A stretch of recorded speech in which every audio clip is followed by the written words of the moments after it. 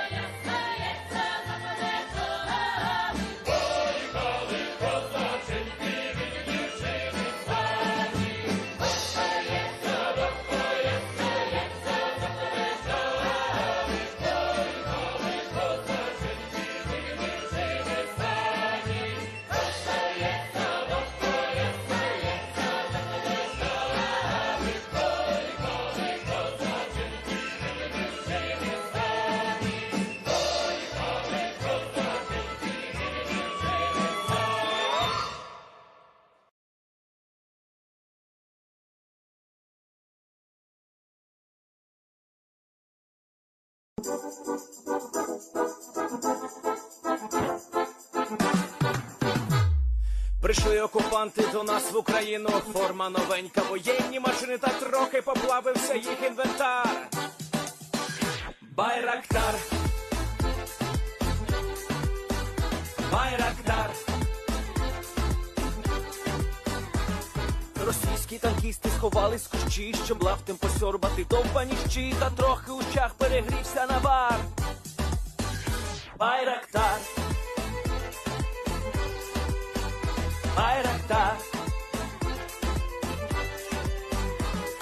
Приперли зі сходу до нас барани для восстановлення великой страны. Найкращий пастух баранячий хотар.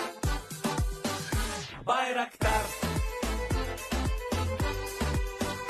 Байрактар. Їх доводи всяке озброєння різне, потужні ракети, машини залізні, у нас на всі доводи є коментар. Байрактар, Байрактар.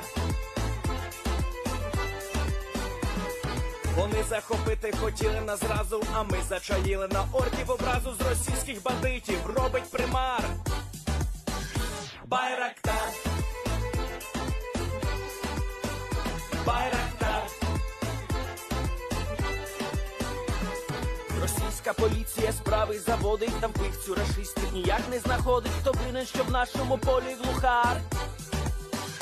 Байрактар, Байрактар. Веде пропаганду кремлівський урод, слова пропаганди ковтає народ, тепер нове слово знає цар. Байрактар. Байрактар. Байрактар. Байрактар. Байрактар.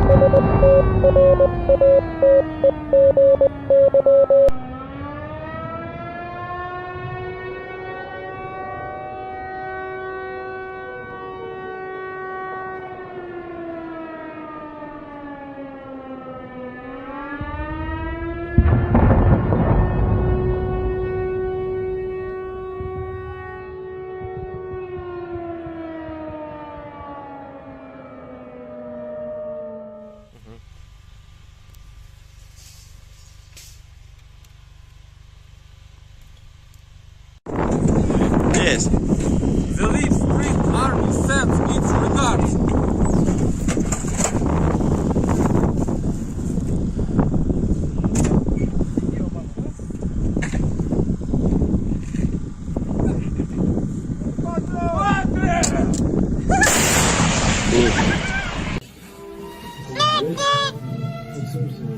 О, бля! Игорь!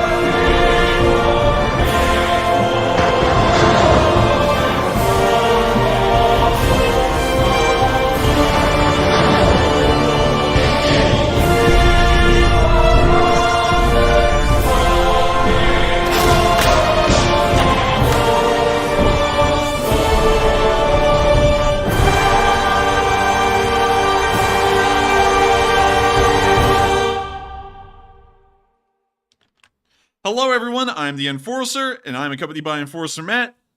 And good evening, folks. It's Enforcer Matt, and welcome back to day 358 of the news, and it's good to see you all once again. And of course, we're going to be covering the past 24 hours of the news of the war in Ukraine, and today we've been hearing something interesting, and something that I've been alluding to for quite some time. Of course, it's in the thumbnail and the title, and we'll be getting to that here fairly soon in the stream, but before we get there, we still have some news to cover. I guess you could say around the world, although it's really just in Poland.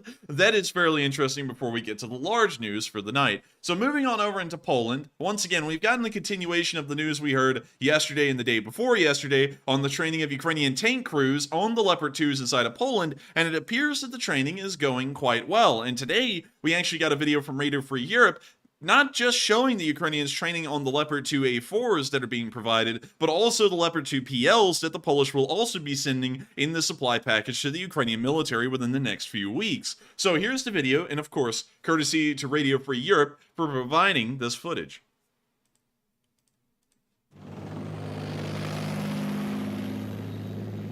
Those PLs look neat. You see them right there?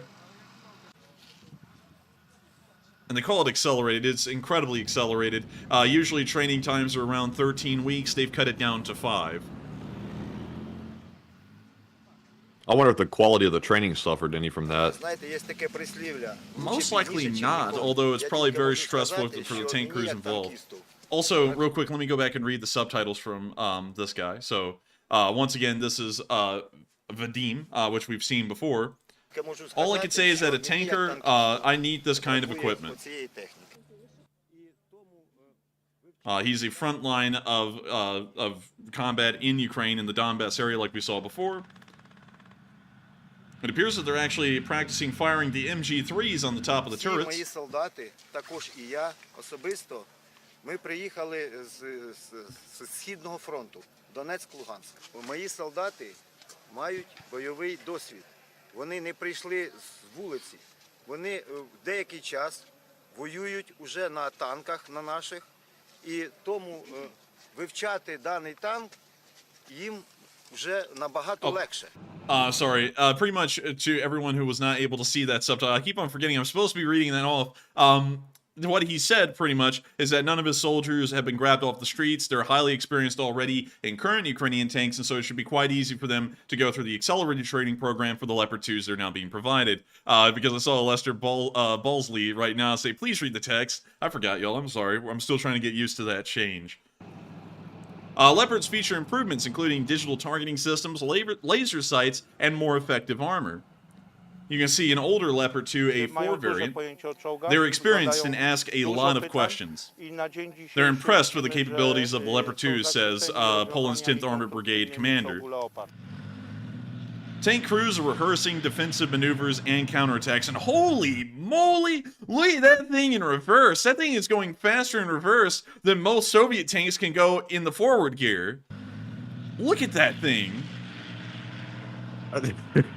Good lord. The Russian military is expected to escalate its invasion of Ukraine in spring, although that's now being debated. Poland has led the push for NATO to approve sending Leopard tanks to Ukraine, and 14 of the Leopards that will be making it to Ukraine are Polish Leopard 2s. Of course, courtesy to Radio Free Europe or Radio Liberty for providing us with that footage and additional information about the training going on in Poland. And it appears that the training base that is inside of Poland is training all of the Ukrainian tankers on the Leopard 2s in one central location, but it is not an entirely Polish, I guess you could say, endeavor to train these soldiers. We have seen Canadian instructors present on that training field, but we haven't seen other countries to be able to confirm who all is at this training field and involved in helping these tank crews to become operational. I would assume that there are German instructors and trainers there as well, along with the Polish and the Canadians, but we don't know who else is involved. There may even be some Spanish instructors at this training field that we don't really hear about because the Spanish are supposedly supposed to be providing Leopard 2s in the future, although we haven't seen that coalesce into something real. So with that, we're now going to be moving on from Warsaw, and we're now going to be moving on into Google, something that we actually can't put down on the map, because as many of y'all know, this 500,000 man offensive is coming around the corner any day now, and that's what's been said for quite a while by many people, and it appears that people are starting to shift away from that idea, and larger outlets that have been sitting here for weeks now and saying this large Russian offensive, like they've always loved to say about anything happening, is going to steamroll the Ukrainians and the war will be over within weeks. And now we're seeing, if I type in Ukraine war, and of course the news articles have changed a little bit, so let me go to more news. Are you kidding me? They've already gotten off the main page. When I checked on this 2 hours ago, there was a Wall Street Journal article up, and let me go find it. It's so crazy how the news articles switch that quickly. Let me see here. FBI, let's see, that's not it. Well, where the hell did it go? Are you kidding me? One second, Wall Street Journal, Ukraine war, or Ukraine news. That'll maybe find it for us instead. Are they back to rewriting articles again? Yeah. So here we go. Finally, the Wall Street Journal. The article says Russia has deployed 97% of army in Ukraine, but is struggling to advance. I don't know about that number. 97%, even with 500,000 added in, I don't think it's getting around 97%. But still, the article goes on to talk, at least a little bit I could read before I did get to the paywall, about how Russians are most likely not going to be conducting a massive offensive in the future because they're lacking the necessary amount of supporting vehicles like tanks and armored personnel carriers to pull that off. Not only were they the only news organization I saw today saying that, but the New York Times also said something similar. So let me go New York Times, Ukraine news, and let me show you that article. So let me go find it. Of course, I just love how the articles get buried within minutes. Let's see. Losses. Let's see. Are you kidding me? It's already gone. Let's see. U.S. offensive against Russia in spring. Dang it, I can't find it. However, moving on from that, you're going to have to trust me on this one because I can't find the article now. Trust me, bro. Trust me, bro. I should have saved the links to them instead of just trying to find them on stream, but what the New York Times article also said is that military analysts, of course, for some reason they're never really named, but military analysts, the top and the brightest, that just a few weeks ago on their news network were just saying that the Russians were going to steamroll the Ukrainians with this new massive offensive group that they've made in the south, are not going to be able to conduct that due to the massive losses they took in Volodar alone.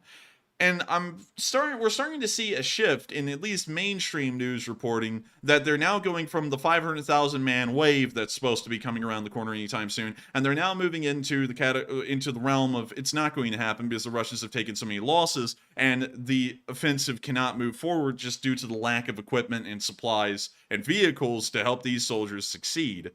So with that, once again, fairly interesting to see, and I think we'll probably have to wait, of course, to see if this is true, but it appears that many news articles are trying to hop on the bandwagon of being right again. It doesn't matter what they said last week, it only matters what they say this week, and now it seems that many people are starting to believe that the offensive will not be happening, much like what I've been saying for several weeks on end. Matthew believes that an offensive will be occurring. He actually thinks it's happening right now, as a matter of fact, but we don't really know for certain. That could actually be the case, but we're just going to have to wait and see as time goes by and the story becomes a little bit more clear what is really happening at this moment and what's going to be happening in the future pertaining to the supposed massive offensive coming on to the Ukrainians in sometime in between March and April. So we're now going to be moving with the losses that Russia's taking right now. If they're not in an offensive, that would be really, really interesting to hear. That would be interesting here. And if that is the case and they're taking massive losses and the offensive hasn't even begun, imagine the kind of losses they're going to be taking if they even try and attempt this offensive. It's going to be astronomically high. It's going to be so high that they're going to be going through a D-Day's worth of killed per day to really make no ground and just grind down their military even quicker. But moving on into Kyiv, we have heard that the Ukrainians will still be getting more foreign support to help them counter this potential Russian push, or the Russians altogether, in any plans that they have. As the Swedish Prime Minister arrived today in Kyiv, and he spoke to President Zelensky. You can see here, interesting enough, the Prime Minister of Sweden and Zelensky are the exact same height. Literally the same. They're not even off by an inch. which I thought was kind of cool. But we can, of course, hear that the Prime Minister is once again reiterating that there will be Swedish Archer howitzers on their way, along with 51 CV-90 IFVs and some anti-tank weapons.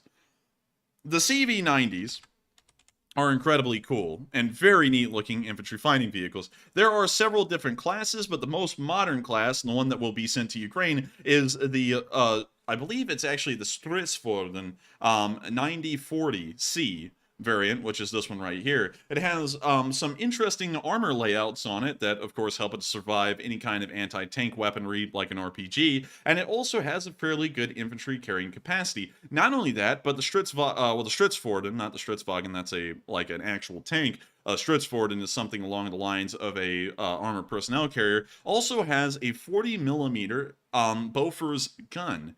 This is the only armament it has. Interestingly enough, I have never really seen that many examples of these CV-90s that have any kind of anti-tank guided missile equipped on them like a Bradley or a BMP would have. But these things still pack quite a punch for these 40mm Bofors, and it's supposed that this 40mm is more potent than the gun on the Bradley, which is a 25mm Bushmaster. I wouldn't doubt that at all. The Swedish are incredibly advanced in their military tech to have such a small arms industry. They come up with some of the most revolutionary industry-leading tech in the entirety of the world in terms of defense industry equipment. So pretty neat. We'll be waiting to see if these things are introduced into Ukraine and when, and hopefully they are as competent and capable as many people have been led to believe. We're now going to be moving on from that little bit of news from the Swedish Prime Minister and on into the pictures where you can see them meeting today. Pretty nice little Ukrainian seal in the background and the flags of Sweden and Ukraine. I always wonder, just as a side note,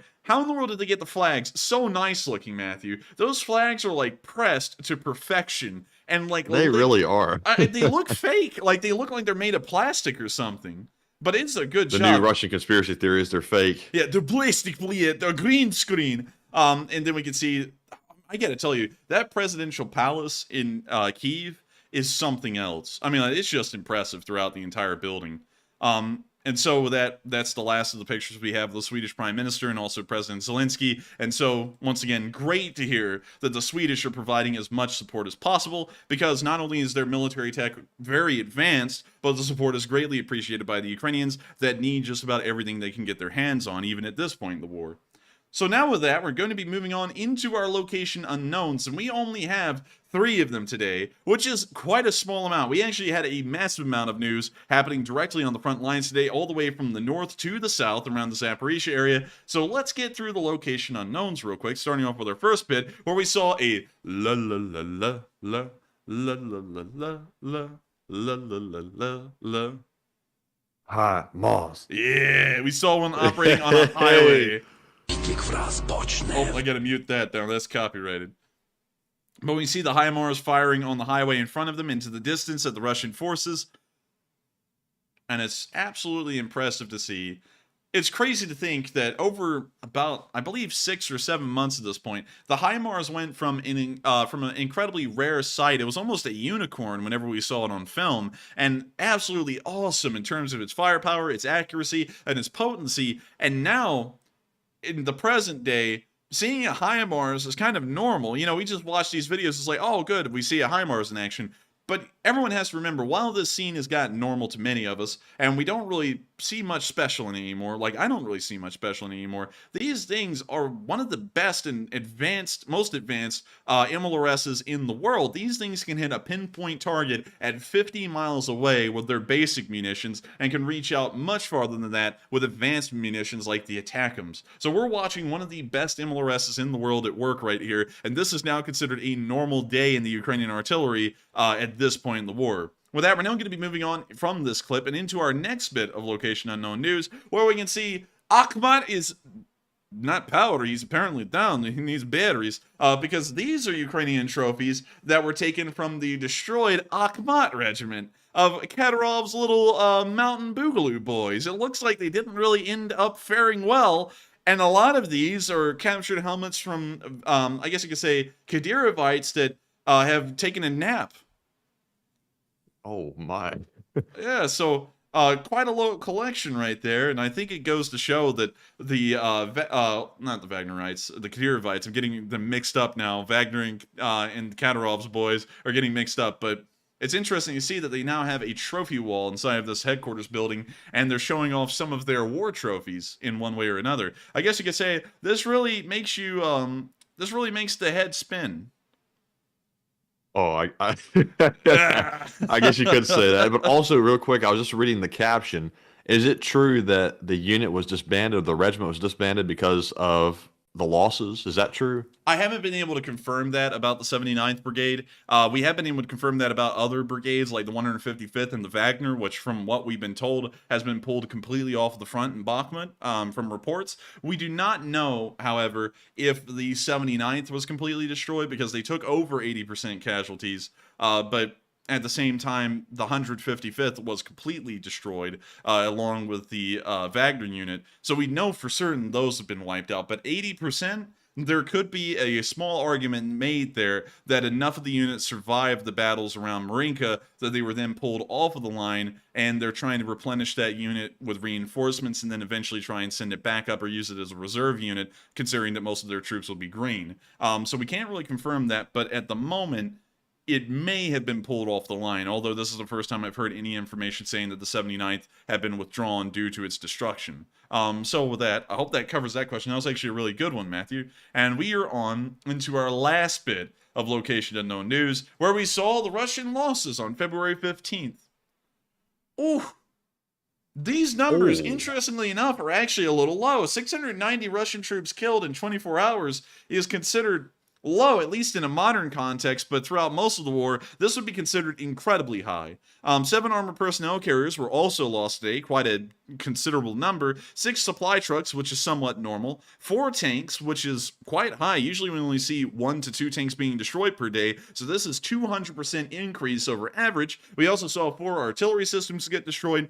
We didn't see any drones, MLRSs, aircraft destroyed today. There will be a helicopter included in the casualty report tomorrow, considering a Ka-52 was just shot down in the Donetsk area about 3 hours ago, so that'll be included in tomorrow's casualty stats. No cruise missiles were destroyed. 2 anti-aircraft warfare systems were destroyed, which is very rare. We don't see that number getting destroyed, so that's incredibly high. And also, 1 Bobcat skid steer was also destroyed. Oh, they got another one. Yeah. And I saw somebody earlier saying that special equipment doesn't just mean Bobcats. It's just a running joke, by the way. I just want to clarify that. We do know that that's not the situation, even though it does have a little icon of, it looks like some kind of Bobcat or something right there on the graphic. Yes, that's true. I actually clarified that, I believe, a little while ago. Bobcat skid steers are what we joke about because that's the icon on the casualty report, but these could be tank recovery vehicles, they could be excavators, they could be bulldozers, they could be anything. But we always say that they're Bobcat skid steers because the little symbol on the casualty report is a Bobcat skid steer. Although, of course, to make the disclaimer as clear as possible, not all of them, probably a very small amount of them, really are Bobcat skid steers. But still, great to see, and it's nice to know that another one was destroyed, along with everything else today. Once again, it appears that the land forces of the Russian armed forces are taking quite a considerable amount of losses. Of course, the Russian Air Force is not taking that many losses, considering that they've largely been withdrawn out of the bulk of the action in the area, and are now relegated to really doing nothing, except for firing cruise missiles deep inside Russian territory that fly into Ukraine. The helicopter forces, we rarely ever see a loss with them nowadays. They're used a lot less than they were at the start because they've been depleted by 30%. So it's very difficult to try and justify using them in missions when their loss rate is so high. Also, MLRS is being lost. That's nothing, well, no MLRS is being lost. That's not something incredibly odd. We usually see that as a normal day. So by and large, today's been a fairly good day in losses, at least in equipment. And in the infantry, while as a trend it's a little low, it is still quite high considering the averages of how many troops were lost per day during the Second World War for most countries, and also for what the Russians were losing for about 10 to about 9 months of the beginning of the war per day. we're now going to be moving on from this little bit of news on the casualty report and on out of the location unknowns, and now it's time for us to get on into the northeastern area, which we've seen a large amount of news in today, but of course, not that much of frontline movement. The front lines appear to not be moving that much again, and so we're going to be moving into Kuzmivka area first, but I have to make sure to cover the past 24 hours of this area. So here's Valentine's Day, here's February 15th.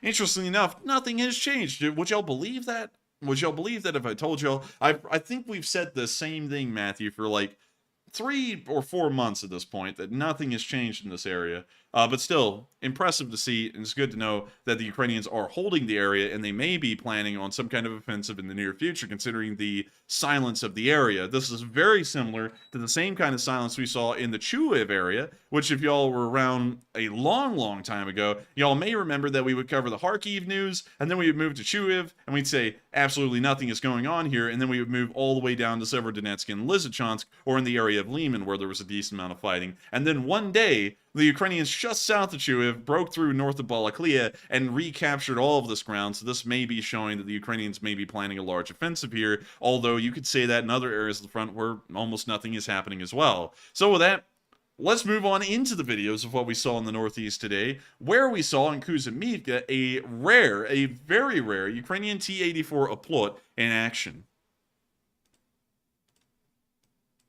So, let's watch the clip. Oh, I don't know what that is, Bliet, but we're not playing it. When you see the Oplot moving up and firing its gun, and just look at that, so confidently striding through the fields, making sure to let the Russians know that it's here, and they're not going to be here for much longer.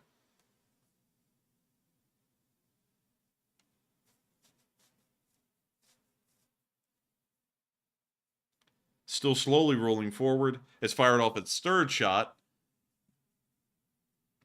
I think it's firing pretty fast. Yeah, that thing had a pretty fast rate of fire. I don't know what is leading to it. We usually don't see tanks firing that quickly on either side, so I don't know if the T84 Oplot has a faster autoloader, but still quite interesting to see and good to know that the Ukrainians are using some of their best tanks on the field. However, we did see something interesting today, that a T80 BVM was destroyed by a hit from an ATGM on the center of its glacis. I'll show you all what that means, because glacis is a over-technical term for pretty much what is the hull. But then again, that doesn't make much sense either. So let me show you what I'm talking about. So this is a T80 BVM.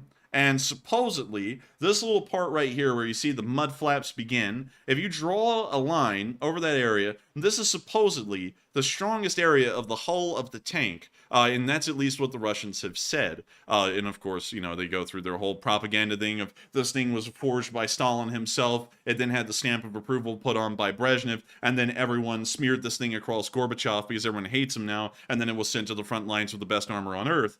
But we saw today a picture. I can't show it to y'all because it's got something else attached to it, which isn't that savory. But we saw today that an ATGM punctured straight through this area right here where my mouse cursor is, and right into the interior of the tank, causing a critical ammo detonation, sending the turret flying into space, and also destroying the rest of the vehicle. So it appears that the armor on the T80 series tank is not that strong, at least from what we've been told before. And so, hopefully, with this in mind, the Ukrainians can get a more modern, more advanced tank like the Leopard 2 on the field that does have competent armor in the hull and can use it instead of these T80 series tanks like their T84 Oplot that we saw in Kuzmivka.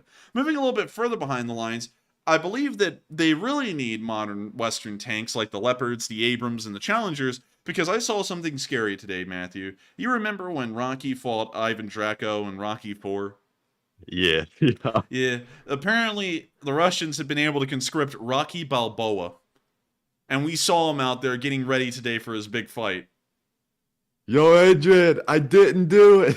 Yo, Adrian, don't ask me to stop being a man. But here it is. Oh, I gotta mute it. I forgot. It's got Eye of the Tiger in it. Oh, very look at this guy. Look at this guy. He's doing push-ups on the side of the tank. Oh, look, he's doing stretch. Oh, This is Rocky Balboa? This is Rocky. Hey, yo, Adrian. I'm gonna bust your ass. Rocky fell off hard. Man, Rocky's been having some hard times. Oh, man. He doesn't know a drone's watching him embarrass himself. Oh man! Now instead of the Russian guy saying "I must break you," the Ukrainian drone pilot flying that drone's gonna sit there. I must break you.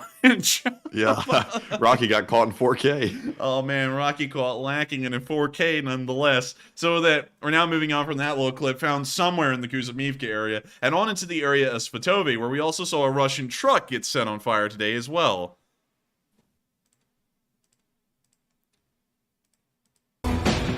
Oh, you gotta mute that. When you see the Ukrainians firing their artillery piece, and when you see the artillery landing in the snowy fields, hitting directly onto the vehicle, and causing some serious damage, leading to a fire, and most likely leading to the vehicle burning out a little later on. And you can see right there, it's a little later on, and the vehicle is having a nice little roar inside of it, and it appears that the campfire is ready to cook on. Anyone want a hot coffee? But still, very nice to see, and it's great to know that the Ukrainians were able to call in a precise artillery strike on this tank in the area and make sure to have it wiped out. Also, whenever y'all see clips like these, I'll go back and show y'all. This clip, I call these the insert action clips because they are filmed a while ago and we've seen these clips before. This isn't the M777 that destroyed that tank. This is a totally different time of year, totally different area, totally different weather. But it's just giving you an idea that the artillery fires and then we watched a round land down range. So really, the footage that comes from today is the footage of the tank getting hit by the artillery shell in peace. This is just showing you, I guess, the artillery piece that would have destroyed it if we got that footage. So with that, we're now going to be moving on from this area in Svatove. And I know someone's about to sit there, Matthew, because I brought that up and say, hey, then they're lying. What can we trust? Anyways, yeah, somebody's going to say it. Yeah, someone's going to say it. We're now going to be moving on from the Svatove area and even further on down and into the area of Kovalivka, where we saw Ukrainian soldiers passing by in a van on their way to the front line, and they saw some kids just hanging out on the side of the road, and they decided to say hey and give them some gifts. And so, here's the video. See the kids just hanging out, they wave to the Привет, van. молодежь. Что там, як дела? Нормально. Нормально? Слава Україні. Держіть. And it looks like he gave Пожалуйста, them... помахайте ручку. Is that like a tangerine or something? Yeah, an orange or a tangerine or something like that. And it's got to be pretty nice, especially at this time of year in Ukraine, and considering that it seems like they may be close to the front lines, they probably don't get a lot of creature comforts like this. I bet you that's pretty nice. So with that, that's the end of that little clip.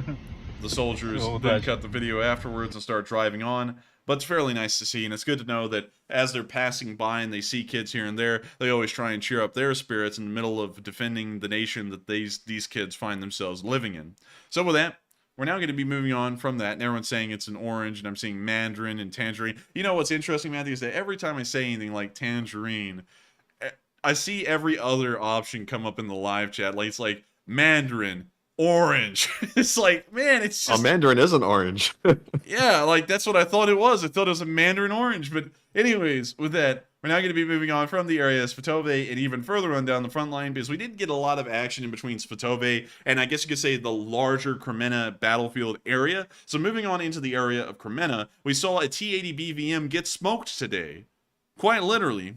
This thing is like one of those, like, what do you call them? Cookers or barbecue pit things that you see in Texas, where they, like, steam the hams or whatever in it. A smoker? Yeah, the smoker. They turned a T80 BVM into a smoker.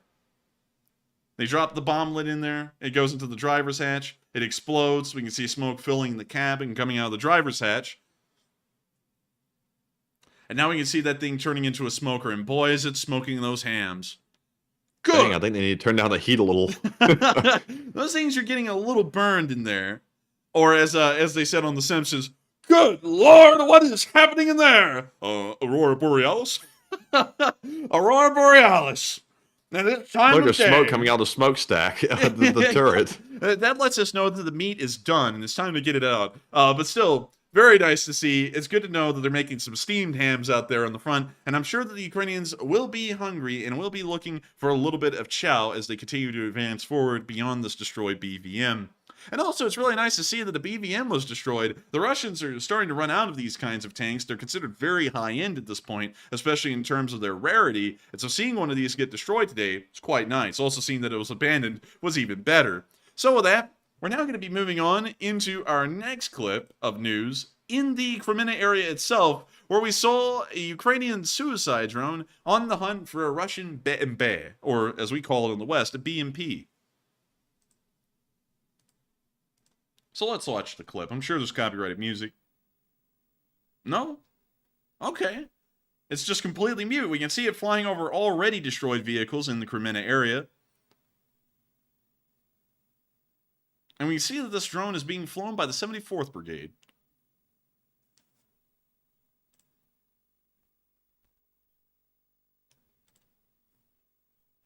See it continuing on its little flight path. It's flying with a mission. You can tell it really has a mission. Let's see, it's still flying, it's looking. The footage is a little grainy. Oh, there it is, there's the BMP. It then starts whipping that thing around. And you see the BMP right there, and it's now starting to fly in on its little course.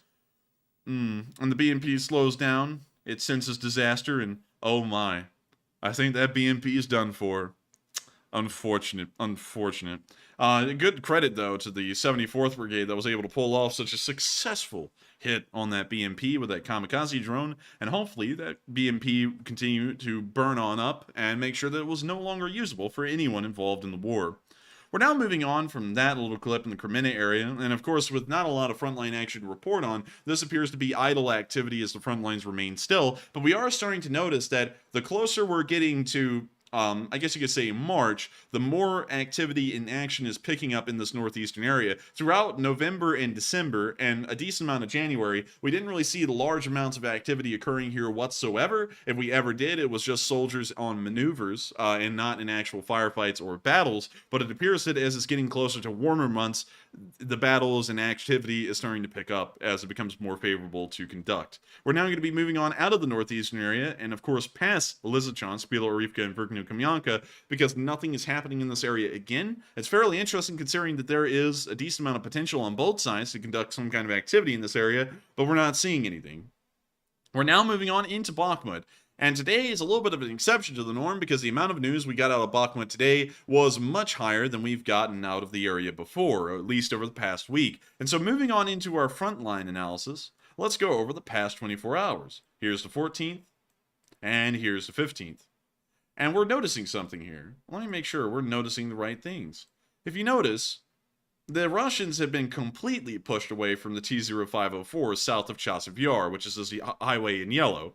Completely pushed off. The no man's land was actually right on the highway earlier, and we now see that the Ukrainians are starting to push into the actual tree line on the southern flank of the battlefield and starting to push the Russians back toward the area of Klishkivka. We also saw in the north, the no man's land did extend further as it appears that the Russians have now created a frontline position on the M03 highway to the north of Bakhmut, and the Ukrainians are now fighting from the ridge lines around the area and firing down onto the highway where the Russians find themselves currently. And this is an advantageous position for the Ukrainians, considering that they have the higher ground advantage and are able to fire onto the Russians in this position and well behind it as well, and also onto the other ridgeline just across the other side of the highway. So it appears that the Ukrainians are in a fairly good position. It is definitely an improving position in the southern flank, a largely stable situation in the northern flank, but still the northern flank is somewhat precarious considering that they have taken Krasnoura, which was pretty much the keystone in ensuring that the M03 would be shut off and that a Russian front line now exists on the M03. The Ukrainians are, well, if we look at Bakhmut as a human body, it was once operating with 2 kidneys, and now it's only operating with the 1 kidney on this side of the battlefield. If this kidney fails, Bakhmut will also fail. So it's incredibly important for the Ukrainians to ensure that this supply line is able to remain open and continue to supply the city of Bakhmut, because without this highway here, they will lose the city. As long as things do not get serious down here, it is inconsequential whether the Russians hold the M03 well into the future or not, because they'll still be able to ensure that supplies flow through this one highway. Although it would be better for the Ukrainians from a strategic perspective to have both highways operational, although it appears that for at least in the near future, that will not be a reality. We're now going to be moving on into the actual video clips that we got from this area as well, but before we do, Matthew has been throwing up some of those polls that you could say are juicy. They are like the Burger King Whopper of the polls. And I know we're about to get people going, Oh, why are you going to grade the polls like that, calling it a Burger King Whopper? Okay, hang on. It's a Five Guys burger in quality. There we go. That's These things- better. And by the way, we have Five Guys again after a while. Their burgers are expensive, but they're worth the price, I have to tell y'all. But we're going to get into these polls and listen to what all of y'all have said and voted on in these polls, because they are the Five Guys burgers of polls. No one can do polls as good as Matthew can, and so let's hear him out, and let's see what all of y'all thought about these polls. All right. So the first poll is a Five Guys hamburger with ketchup and mustard only, which says Polish official says NATO can ramp up weapons productions to meet Ukraine's needs. And what are your thoughts on that? 70% said NATO has been holding back. 12% said we're doing all we can for Ukraine. 11% said unsure, and 7% said we can't expect to supply all of it. And I think we've seen and we've known for quite some time that NATO has been holding back equipment. For whatever reason, we can speculate. It could be because they don't want to send everything at once, or we don't want to deplete our own stockpiles, or they simply don't want to risk, breaking OPSEC by sending equipment that could be captured by the Russians. Whatever the reason, I think they've been holding back. But Enforcer, what say you? I would have to say I feel like they're also holding back to a large degree. We're not seeing the kind of support we're expecting. And while we're giving as much as the Ukrainians can absorb in the terms of support we're sending right now, there are other areas that we haven't even touched on, like air defense. We have touched on air defense through Patriots, but aircraft in general, or helicopter support. We've done that a little, but we're not seeing the large amounts of helicopter support that we could probably send them. We're also not seeing, once again, the aircraft. And in terms of tanks, while they are finally getting the tanks that have been rumored for so long, they're not in a incredibly large quantity. They are considerable if you add them all together, but we still need to see more Western tanks, more training programs, and implement these tanks at a faster rate. So that way the Ukrainians are actually ready to start counteroffensives here soon at a much more successful rate than they will be right now. So with that, I hope that addresses that poll fairly well, and we are on to the next one. All right, and the second one says Ukraine says they have shot down 6+ Russian spy balloons over Kyiv today. And what are your thoughts? 45% said that sounds very familiar and also concerning. 20% said this is routine. 19% said unsure, and 17% said I'm not concerned. And I will have to say, to me, it sounds very familiar to what we just experienced here in the U.S., which was a Chinese balloon that was sent over to spy on us. And I think that's concerning, not because Ukraine can't handle a simple balloon. I believe they shot it down, all 6 of them. There wasn't a miss. I think it's concerning because it indicates that China might be supplying them with the balloons, although that is a bit of a stretch. We don't have any evidence of that. But I find it kind of coincidental that a Chinese balloon just flew over the U.S. and Russia is now flying balloons over Ukraine. But Enforcer, what say you?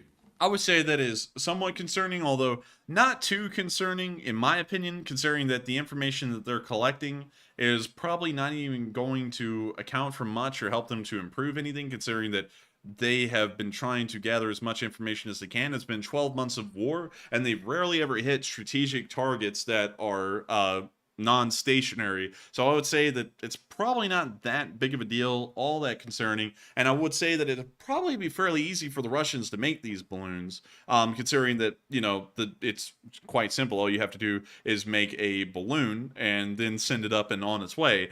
So I don't really consider it all too concerning, in my opinion. It just appears that the Russians are doing the same thing that the Chinese were doing. So with that, I hope that addresses the poll fairly well. And with that, I believe we're on into the question segment. And yes, we are. And also, if y'all haven't noticed, there are fewer polls tonight than usual. We are trying this out to see if y'all like lesser polls or do you like more polls. Last night was the extreme. I put a ton in, I think 8.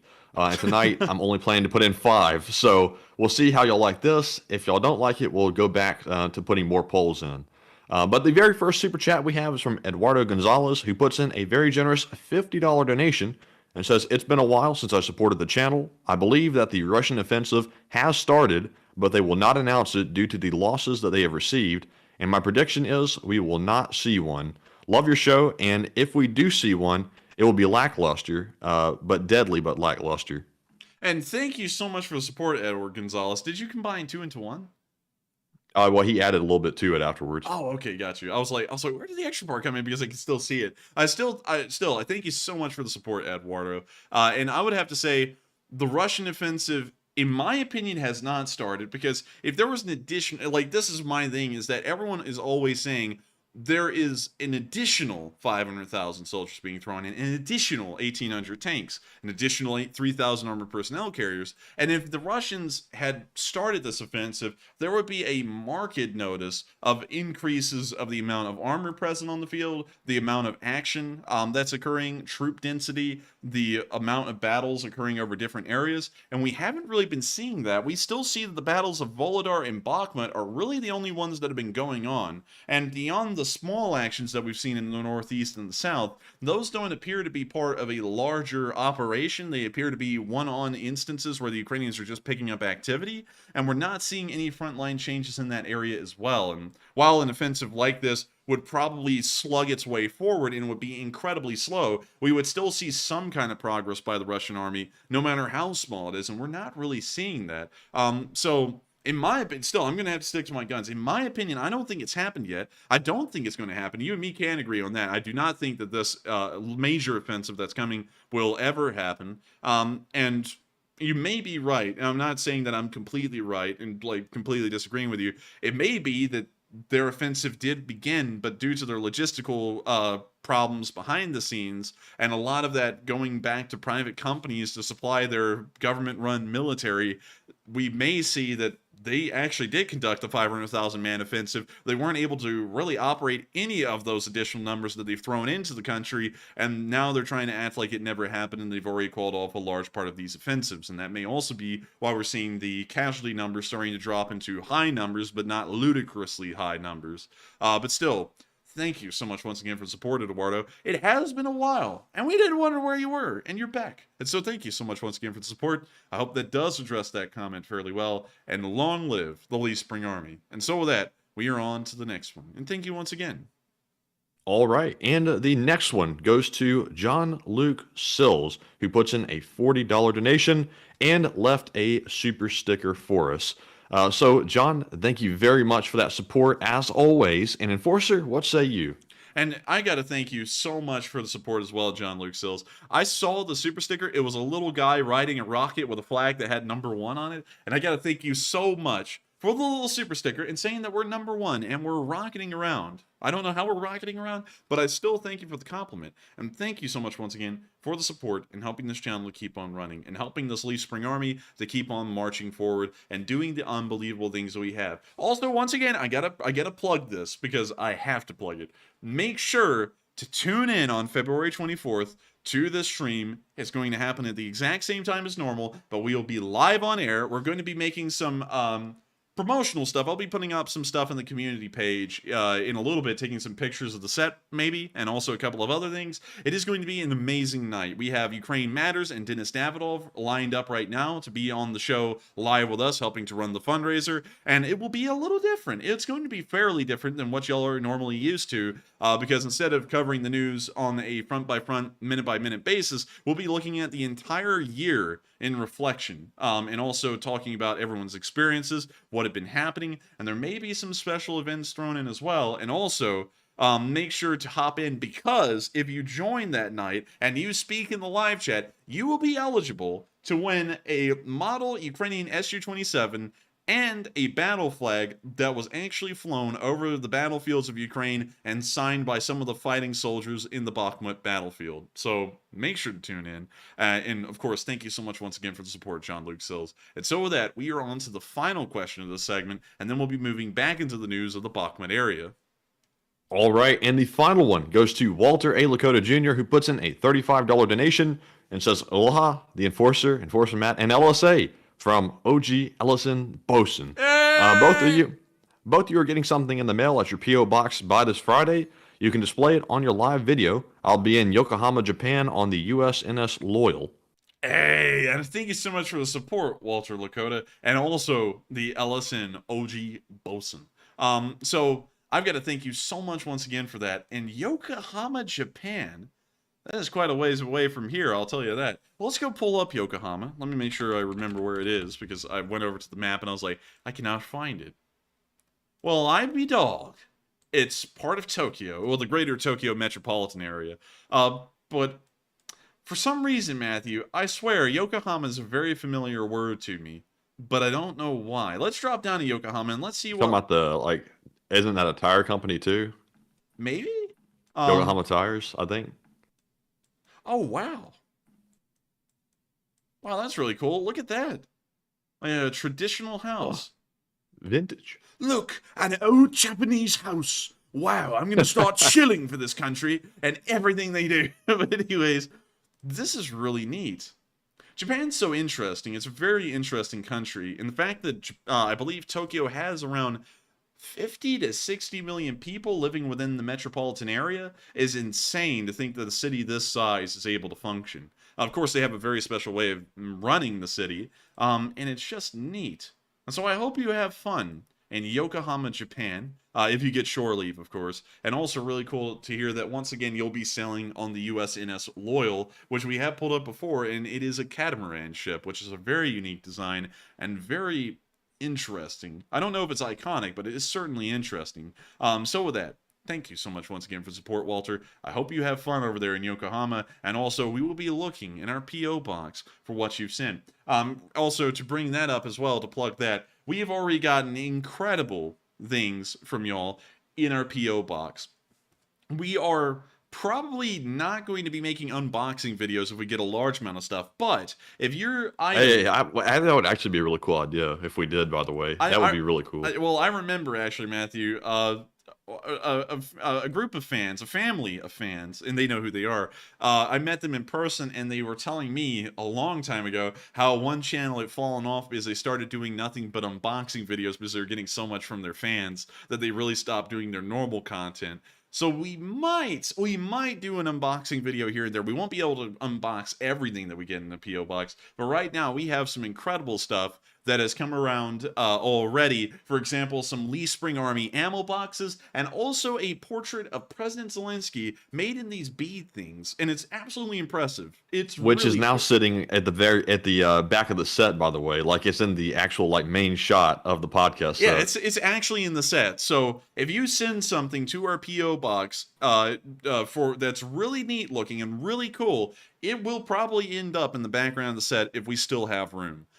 So with that, I thank you so much once again for the support, Walter. We'll be looking forward to what you send, and also thank you so much once again for helping this Lee Spring Army to keep on marching forward. And with that, we're now moving on. Also, before you move on, real quick, let's address this poll because it's kind of not really pertaining to Ukraine.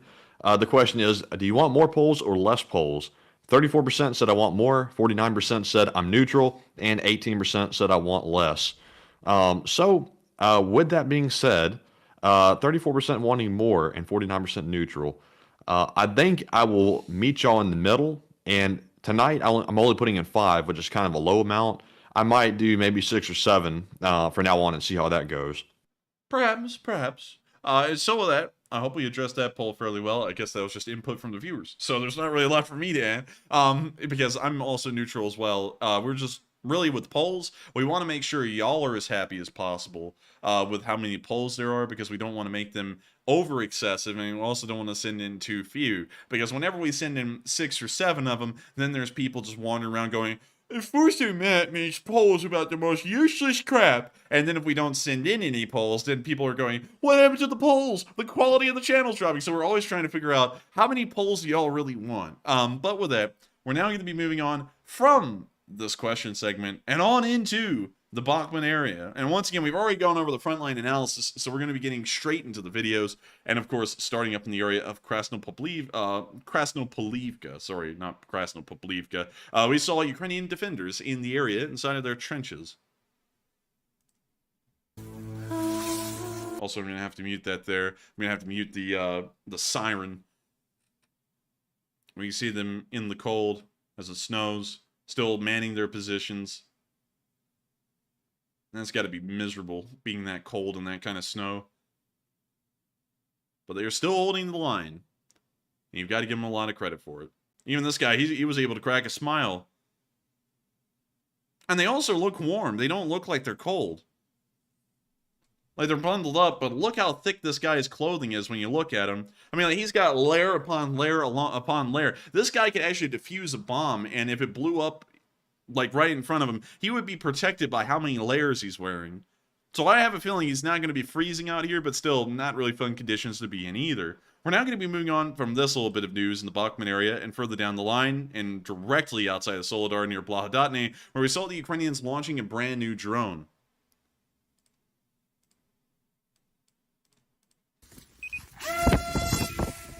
And there it goes. And that's all we got to see, but we don't really know a lot about the specific model of drone and what it's capable of, what its range is, and what the camera quality is. But still, very neat to see, and hopefully we see these things on the front lines a little bit more if they are fairly competent.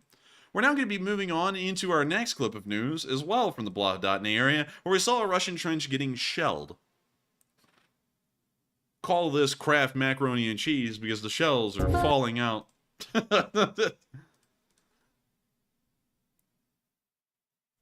We can see the Russian trenches here in the middle of the screen. I'll put my mouse cursor there. And we can already see that one being hit and destroyed.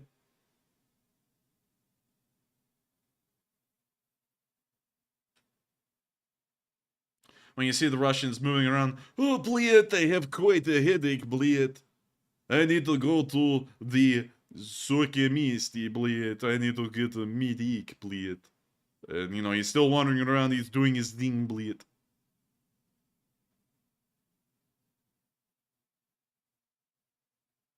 You can see this guy right here. He's smacking something in the trench. Bled. He's just sitting there, bleeding. Иди нахуй. We see the other guy over here in this side of the trench. He's just hanging out. A large crater in front of their trench. And oh by golly, have a holy jolly Christmas. Father Frost came early. It looks like these guys went and became part of his fairy tale, Bled. Ooh. Third time's the charm, bleed.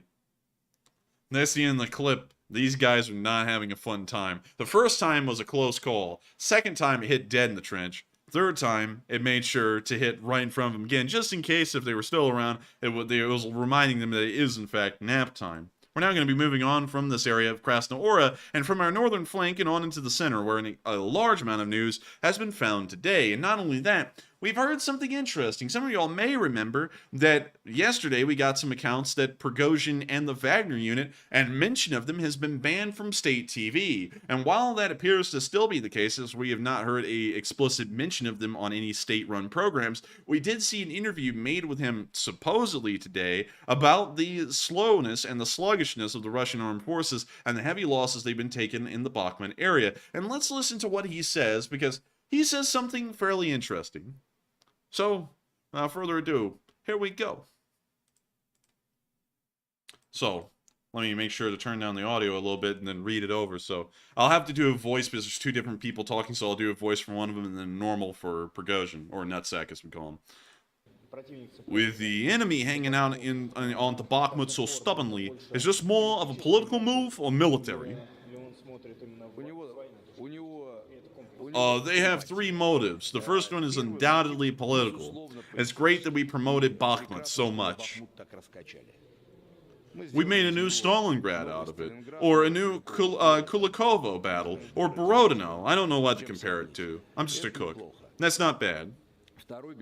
The second motive is definitely military, as Bakhmut is a good logistical and transport hub to support military actions.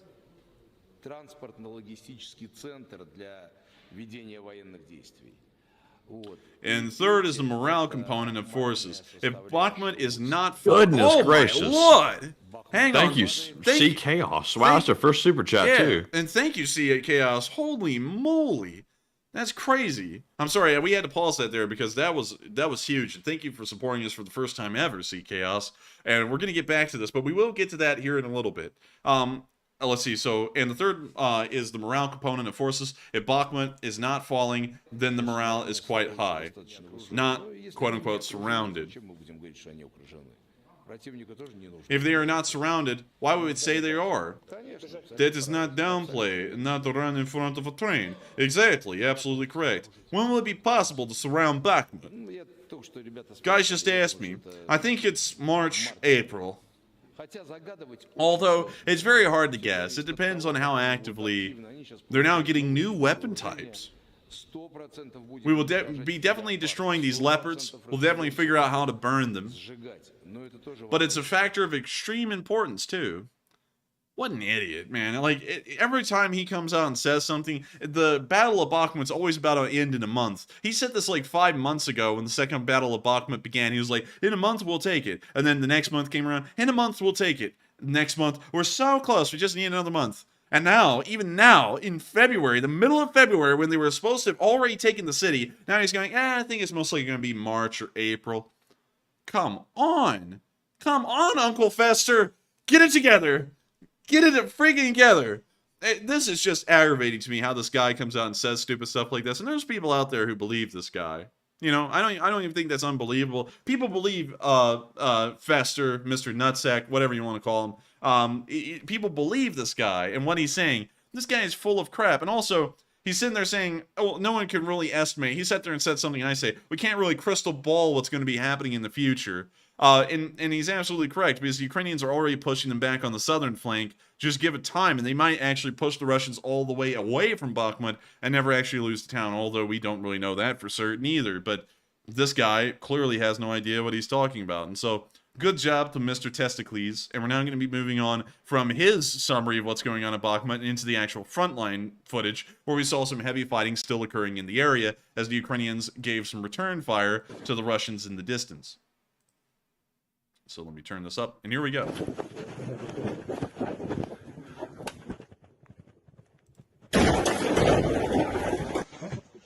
See them firing at the Russians, firing at machine guns.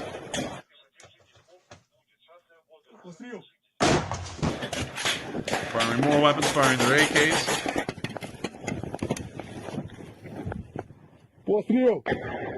Firing an RPG. Walking down some stairs like a Chad. Cussing like a Chad. Getting a high five as the artillery goes whooshing right over. Walking through the snow. Talking to the camera. With the rest of his boys. Walk with your boys. Damn, son, where'd you find that? That's exactly what I was saying, man. Exactly. Подорвался на лепестке.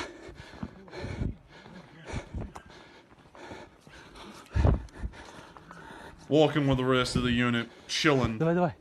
Вперед. Checking behind him every Я за once in a столами while. секу.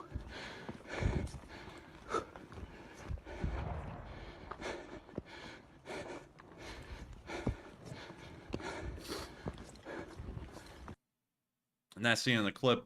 But once again, fairly nice to see, and it's great to know that they're continuing to fight in Bakhmut and continuing to hold the line. We're now going to be moving down further on the front line and more towards the center of the town, where we saw the Ukrainians also returning fire in this clip as well from their trench lines.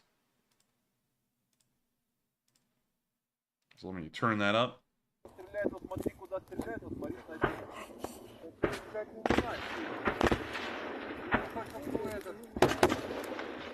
See them firing back at the Russians. We're not hearing a lot of return fire. Correction, we're hearing a lot of return fire.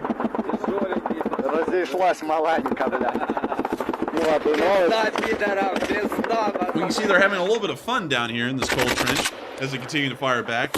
You see that guy do the old throw it over the head and spray trick.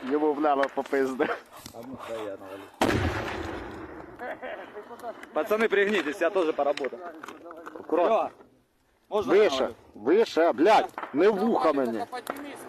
See this guy trying to aim his rifle over the top, firing a little bit. Giving out some bursts. Quite controlled aiming right there. He's actually shouldering it too. He's now gotten down again.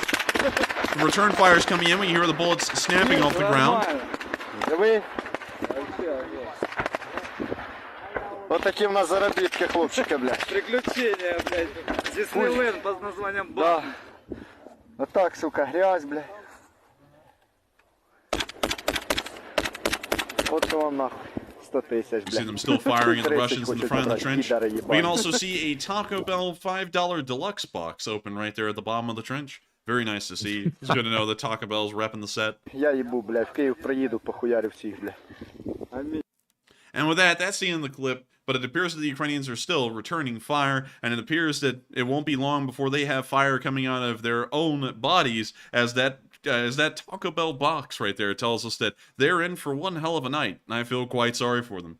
We're now going to be moving on into the next bit of news further down the line in Bakhmut, where we also saw the Ukrainians firing rockets at the Russians in this area as well. Oh, I know that song. But anyways, when you see the Ukrainian moving up with his RPG, and you know, I have like the sudden urge to like buy a Ford. You know, I have the sudden urge to get into woodworking, you know, and plumbing. I have the sudden urge to make my voice go down like 2 octaves. I have the sudden urge to start the Sam Elliott voice, or as we call him, the Pam Shelliot. Ever want to get yourself a brand new pair of blue jeans? Ever turned yourself brown in your blue jeans? Well, let me tell you, friend. You need to get yourself the all-new Levi's blue jeans. You can't even tell when you brown your pants because the Levi's keeps it inside where it counts. But anyways, that's the end of that clip. Great to see they're firing off rockets in the Bakhmut area still at the Russians and helping to defend the town as fervently as possible. We're now moving on from this clip and on to our last bit of news from the center of the battlefield, where we also saw the Ukrainians firing a javelin from a high roof window. Well, a high floor window. So here's the clip. Oh, we're muting that. But you can see the javelin being lined up, firing right there, as on its way out into the distance. And do we see it hit? No, he's already moving away. Sadly, we don't get to see the javelin hit. He moved on before it was even possible. But that's the end of the clip. And I gotta say, so nice to see the javelin still in use. You know, according to the Russians, the Ukrainians and the United States ran out of javelin ammo about 8 months ago. What happened? Or as a great, I can't say that even sarcastically because, you know, that could be taken either way. What happened? What happened up with the ammo? You're stacking ammo in the armory. And what happened? The 9mm bullet will blow the lungs out the body. We need to get the Ukrainians some 9mm then. Yeah, seriously. seriously. Might be doing some work. But with that, Yeah. that's the end Forget of the tow missile. The 9mm will screw up a tank severely, according to that guy. Look, listen, it's simple. The javelin can do quite some damage. And it's gonna, 9mm, blow the lung out. But he's gonna be moving on from that clip and on into the Southern Front, because the Southern Front's absolutely fantastic. If I do one, I gotta do them both to make it fair. We're gonna be moving into the Ivaniski area, doing a bump. And we're going to check out the 30th Brigade hitting an ATGM. Very nice. Absolutely incredible. Nobody hits ATGMs like the 30th Brigade. It's absolutely great. Here's the video. All right, I got to mute it. It's got copyrighted music. But you see the ATGM right there. We can actually see a Russian hanging out not that far behind it, right in the path of the backblast. The Ukrainians have sent out a tank to directly face down the weapon that's meant to destroy it. And we can see right here, that was actually hilarious. And it says, tank, proti, let's see, I believe that stands for ATGM. It's like tank versus ATGM. That's pretty much what it says. I'll take your word for it. So you can see right there, the ATGM still sitting there in the tree line. You can see it right there. The tank hits right near it. Second shot, dead on. Oh, that thing literally picked it clean off the field. Look, the shot actually hit the ATGM directly. Dang. I've got to say, quite a good shot. You don't get shots like that a lot. And the only shot that we got like that before was on Osama bin Laden. Absolutely incredible. Absolutely fantastic. But with that, that's the end of the clip. Wonderful to know that they're knocking out ATGMs like no other. We're making tank warfare great again. We're going to sit there, we're going to steamroll them. Nobody's going to have seen it before. But we're moving on from that clip and into our next clip, where we also saw the 79th blasting the Russians down here as well. So, here's the clip.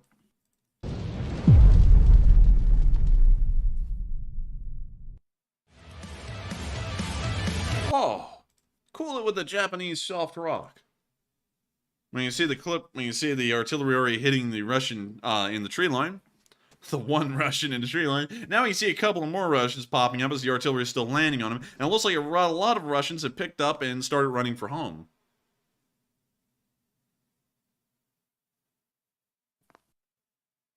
Man, is that artillery hitting accurately right in the middle of that tree line. We see even more Russians getting up and running. A couple of them fell over. Shrapnel got them from an artillery shell that landed off screen. We see a lot of them are having a problem back there, but the rest of the squad, they push on because they're brave Russians, and no comrade is left behind without a couple of guys running away from them beforehand. So with that, that's the end of the clip. Of course, credit to the 79th for being able to wipe out those units. And also, Manthi, there was a little bit of actual keyboard action there. I was hearing some clicking on your keyboard. I don't know how, because I feel like that's like the quietest thing you could do.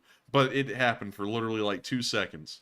Huh. So with that, we're going to be moving on from the southern flank of the Bakhmut area. And once again, the Ukrainians are pushing the Russians back heavily in this area, holding them in the northern flank, and also holding them in the center. So for now, the battle is going in Ukraine's favor, and hopefully they'll be able to keep one of the vital supply lines open to the city.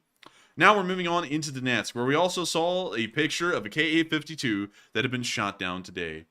As we walk around the outside of this thing, we can see that it was loaded up, not for an unguided rocket mission, but this thing actually had some of, I believe these are the Ataka guided missiles equipped onto it, which are fairly expensive on a one-off basis, and also quite rare to see a K-852 carrying those around on the field. We can also see the ammo belt for the 30mm 2A42 gun that this thing uses, opened up, and the ammo belt is laying out on the field. So we can tell that the Ukrainians are already trying to pick this thing apart and see if there's anything worth taking, and also ensuring that it will be destroyed later on. The Russians, once again, losing a very valuable and irreplaceable helicopter at this point in the war.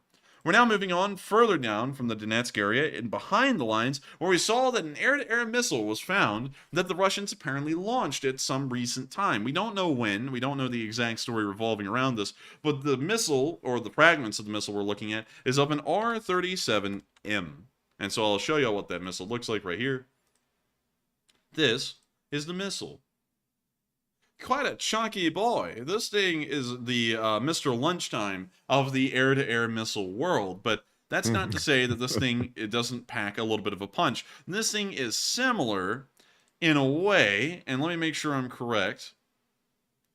Actually, hang on. This thing is a hypersonic air-to-air missile. I'm sorry, I misunderstood this, actually. For some reason, I was thinking of another missile that's very comparable to our AMRAAM, although still behind the times when directly compared face-to-face with an AMRAAM. This, believe it or not, is actually a hypersonic air-to-air missile, according to Wikipedia, with a very long range. Yeah, the fat boy here is a long-range hypersonic. That's hard to believe. It doesn't really look, you know, very fast just from looking at it. No, it doesn't. And also, it looks like it's been in service since 2019, so incredibly new, actually. Very, very new. But it was designed in the 1980s, and also started production in 1985. But it actually a hypersonic design in the 1980s? Yeah, you know, if it gives you an idea of how old this technology is, to go through a little bit of history, a lot of people think the hypersonics are the newest and most scariest thing on Earth. The United States, of course, beat the Soviets to the technology. We never actually went through with developing it in mass, because we didn't find any sort of benefit to it. They were incredibly expensive and would end up achieving the exact same mission that a conventional missile could. And of course, over time, it was known that air defenses would become advanced enough that they would even be able to shoot down hypersonics. So, you know, with that in mind, we never really went down the development path to make these. We instead focused on more conventional weaponry that would be able to do the job more effectively and a lot more cost efficient. The Soviets, and you know, at the same time, just a few years later, started to design their first, I guess you could say, iterations of hypersonic missiles in the 80s. But due to the collapse of the Soviet Union and only a few prototypes of these being produced, they were shelved until recently, when the Chinese and the Russians started to pull these ideas back out of storage and started to try and further develop them, more so for propaganda reasons. Although they, you know, for the one thing they're good at, which is trying to get past, I guess you could say, detection and hitting things very quickly, they can do that. But it doesn't matter, because if a missile hits a target in 1 minute versus 3 minutes, still makes no difference. That missile will end up hitting its target, whether it's faster or slower at that amount of a time window, and there really won't be anything anyone can do to stop that. If y'all remember at the beginning of the war, the Ukrainians were completely blindsided when the Russian missile campaign started against them then, because even with the conventional missiles they were using, like Iskanders or Calibers, that travel at subsonic speeds, the response time and the actual preparedness for being hit by those missiles was zero. So it didn't matter if they used a hypersonic that could cover that amount of ground in minutes, or a subsonic missile that covered that amount of ground in 30 minutes to 45 minutes. It was still going to hit, and that's why we never really developed any hypersonics, while the Russians shelved them until recently. And so apparently, from what we're looking at here, and I got to make sure, the maximum speed of this missile is around Mach 6. So at its fastest in flight, it'll be reaching the Mach 6 mark. Very fast. I cannot mention how fast that really is. And it's going to be aimed directly at an air target. So in theory, this would be pretty devastating actually in air-to-air combat. But once again, this whole invincibility of this missile and actually using it in air-to-air combat like the Russians want to appears to have shattered, because it looks like one of them apparently missed their target and was recovered on the battlefield by Ukrainian forces in the middle of a field.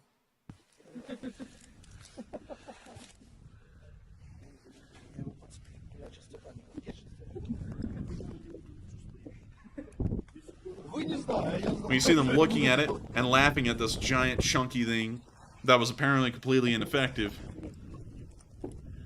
And we see the serial code on it right there. Or the serial number, whatever you want to call it. We see some damage. It probably got that damage on impact with the ground.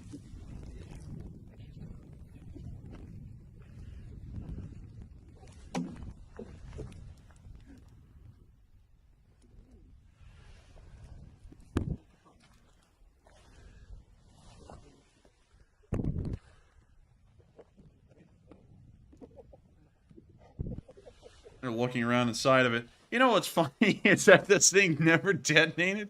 So they're going to be able to take this thing and pick it apart, and we'll be able to find exactly how it works, what it works, and how competent and how capable is it really. And that's something that I'm sure the United States will be very interested in looking into, and so I'm sure that we'll see this thing magically appear somewhere in the United States for our engineers and technicians to pick apart and figure out how exactly it works, and how competent is it really if we were to go up against it directly in a conventional war. So thank you. I gotta say that this one right here, I'll be honest, does not look like it would be a hypersonic missile, and something about this video is not going over well, like in my mind. Like something about it rings a little strange. Well, it doesn't ring that strange to me. It is an R37M. Like how do we know that's a hypersonic that they have right there? It's this is the same kind of missile. You know, it's the same shape, has the same fins. Like, notice, I'll show you the identifiers, the visual ones, where you can see that it is the same missile. Notice the fins. Right here, you see the back ones and how they have that weird little cylindrical object in the middle of them. If we go back to the beginning of the video, you can see those weird little cylindrical objects in the fins back there. You can also see the exact same, I guess you could say, dorsal fins, if that's the correct word, further down the fuselage of this missile right here. And you can see that there were 4 of them. I cannot see the little cradle thing that's on this one right here, at least in this image. But let's see if we can find some other pictures and see if they are similar. That is a... Actually, that looks a lot like it. I know that's actually an ArtStation rendering of an R37, but that almost looks just like this one with the same like paint job and everything on it, at least from what we can tell. But let's move on. It looks like the only one that we really have pictures of is the one that was shown off at an Arms Expo. So we don't get to see its normal in... Wait, hang on. There they are right there. There they are, same color as the one we saw on the ground and everything. So that is an R37. The only thing this one's missing on the ground is the nose cone, because apparently that got ripped off on impact with the ground. But it is an R37. It may be that model of missile, but in reality, how do we know that thing's actually hypersonic? Like, how's anybody proving that? Well, we really have no way to prove it rather than the Russians' word. And, we're really, I guess more so the point would be to disprove what the Russians say, because they say it's a hypersonic missile, no airplane can dodge it. And then apparently they fired it at an aircraft. It got a lock on something that was airborne. It got fired at that aircraft. It missed the aircraft and then glided on down into the ground and collided down there. And then the Ukrainians found it later on. So it may not be hypersonic. It may be a more conventional missile that travels around Mach 4. It's just that the Russian propaganda has made everyone believe that this thing's hypersonic and can go at Mach 6. Regardless, the Ukrainians did get one, though, and we'll be able to pick it apart here in America if we receive this R-37, and we'll be able to actually figure out if it really is hypersonic or not, what the system is capable of, what kind of turns in G-forces can it make, can we dodge it? Like, we can clearly tell it can be dodged, but what do we need to do to ensure that we can dodge that missile if it's fired at an aircraft?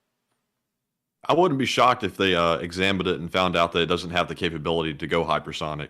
Because something about it, of course, I'm just going off like a gut feeling here. I don't really have anything to back it up. But I would tend to believe the Russians don't have those readily available. Well, believe it or not, that wouldn't be the first time they've lied, because they lied about this thing, and the West was so freaked out about this thing when it went into service.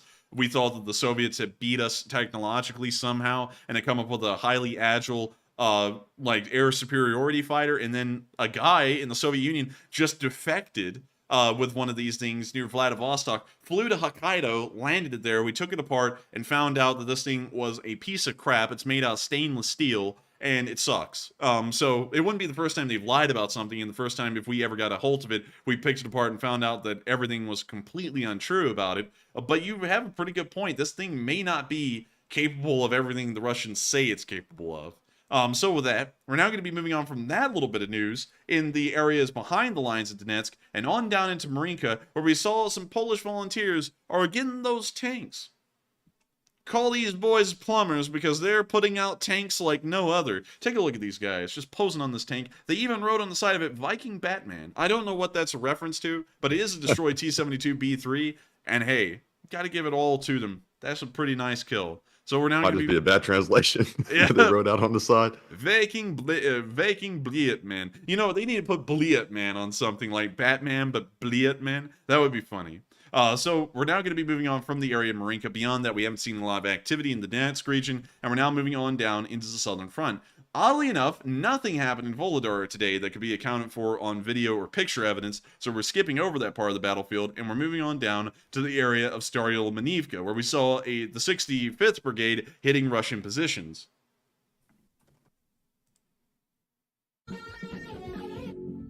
And they're playing that rave music. I've never been to a rave, but I assume that's what rave music sounded like. We can see the Russian positions right there in that tree line. We can actually see them moving around it there. Oh, look, they're like sea monkeys. And they're about to get blasted like a kid who's gotten pissed off at his mom and is flinging his sea monkeys jar onto the floor with the sea monkeys in it. We can see the Ukrainian tankers getting ready to fire at the Russians and send them on into oblivion. You see them rolling on up with support of their drone.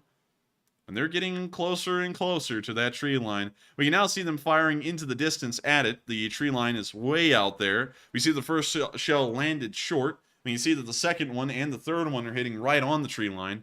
And this tank is really giving it to them.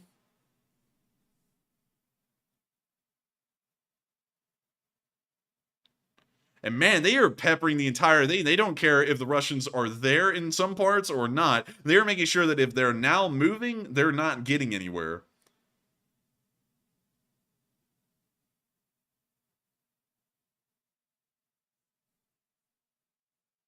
We can see those shells continuing to land on that tree line. We can see them popping some smoke grenades. We've never seen that done by the Russians before. Also engaging the smoke discharger in the engine bay and driving on out of there. Very impressed to see, especially how they withdrew from the field using all of their smoke devices to make sure that they're concealed, and very impressive to see the accuracy on that tank. After the first shot fell low, they never missed any of the other shots. So incredibly impressive, and good to know the 65th Brigade is blowing away Russians down in the area of Staroyel-Malynivka. Hopefully I made that sound somewhat okay. We're now moving on into the area of Huilpol, or Kuhwip, and we can see Ukrainian tanks firing at the Russians in this area as well.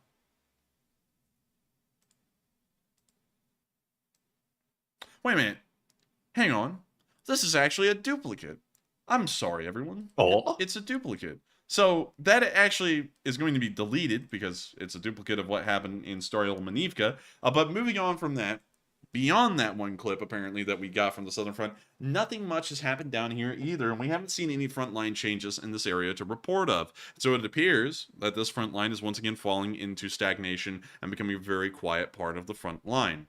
We're now moving on out of the Zaporizhia area, on through the Kherson area, Crimea, through Odessa, Moldova, and on up into Kyiv, because it is now time, it is already time, to cover the speech from President Volodymyr Zelensky. And so without further ado, here's the one, the only President Volodymyr Zelensky. And I gotta say, today the lighting could have been a little bit better, but without further ado, here's the speech. Бажаю здоров'я, шановні українці. Сьогодні у нас був такий день, який можна назвати підготовчий щодо міжнародних заходів, які відбудуться завтра, післязавтра. Ці дні. Позиція України, як і завжди, має бути почутою, тож готуємо нашу позицію так, щоб гарантовано вона прозвучала. Підготовчим був цей день і щодо більш тривалої перспективи, оборонні питання, економічні питання і те й інше з прицілом на весну цього року. Ми маємо зробити весну такою, щоб дійсно відчувалося, що Україна рухається до перемоги. Це стосується підготовки наших сил оборони, постачання зброї для нашої держави і нашої стратегічної ініціативи у війні. Будь-які намагання Росії перехопити ініціативу маємо зламати, і я впевнений, що ми це зробимо. Ворог зараз вже втрачає стільки своїх людей, стільки своїх сил, що по всій Росії скоро буде складно знайти, наприклад, морпеха. І наше завдання зробити так, щоб все менше знаходилось там і бажання утримувати в окупації українські території. Звільнення нашої землі – це мета, над реалізацією якої працюємо щодня.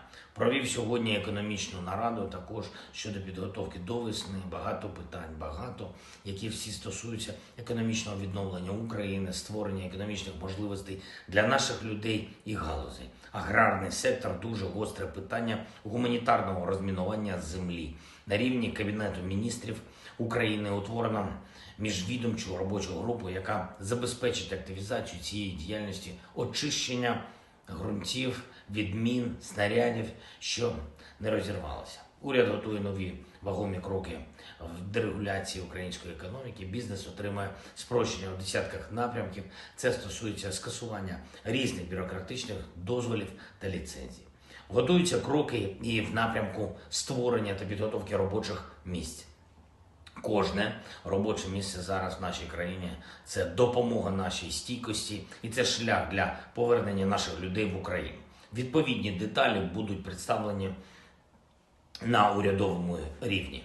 Звичайно, дуже змістовна розмова сьогодні відбулася і щодо євроінтеграційного напрямку. Ми робимо все, щоб підготувати старт переговорів щодо членства в ЄС. Зокрема, говорили про це під час візиту прем'єр-міністра Швеції. Саме Швеція зараз головує в Євросоюзі, і у нас є і необхідне лідерство, і необхідна воля для того, щоб вже цього року мати переговори щодо членства.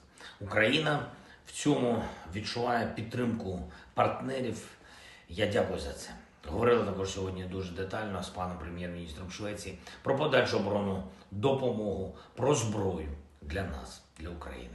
Наші захисники, захисниці дуже очікують шведські арчери, одну з найсильніших артилерійських систем. І арчери точно допоможуть нашим воїнам.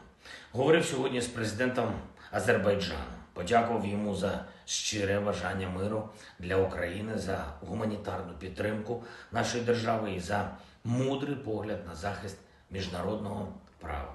Домовились співпрацювати в глобальних інституціях і, як це вже стало традицією, щовечора я хочу подякувати нашим воїнам, кожному і кожній, хто своєю стійкістю, хоробрістю на передовій дозволяє нам підготувати наші наступні оборонні кроки.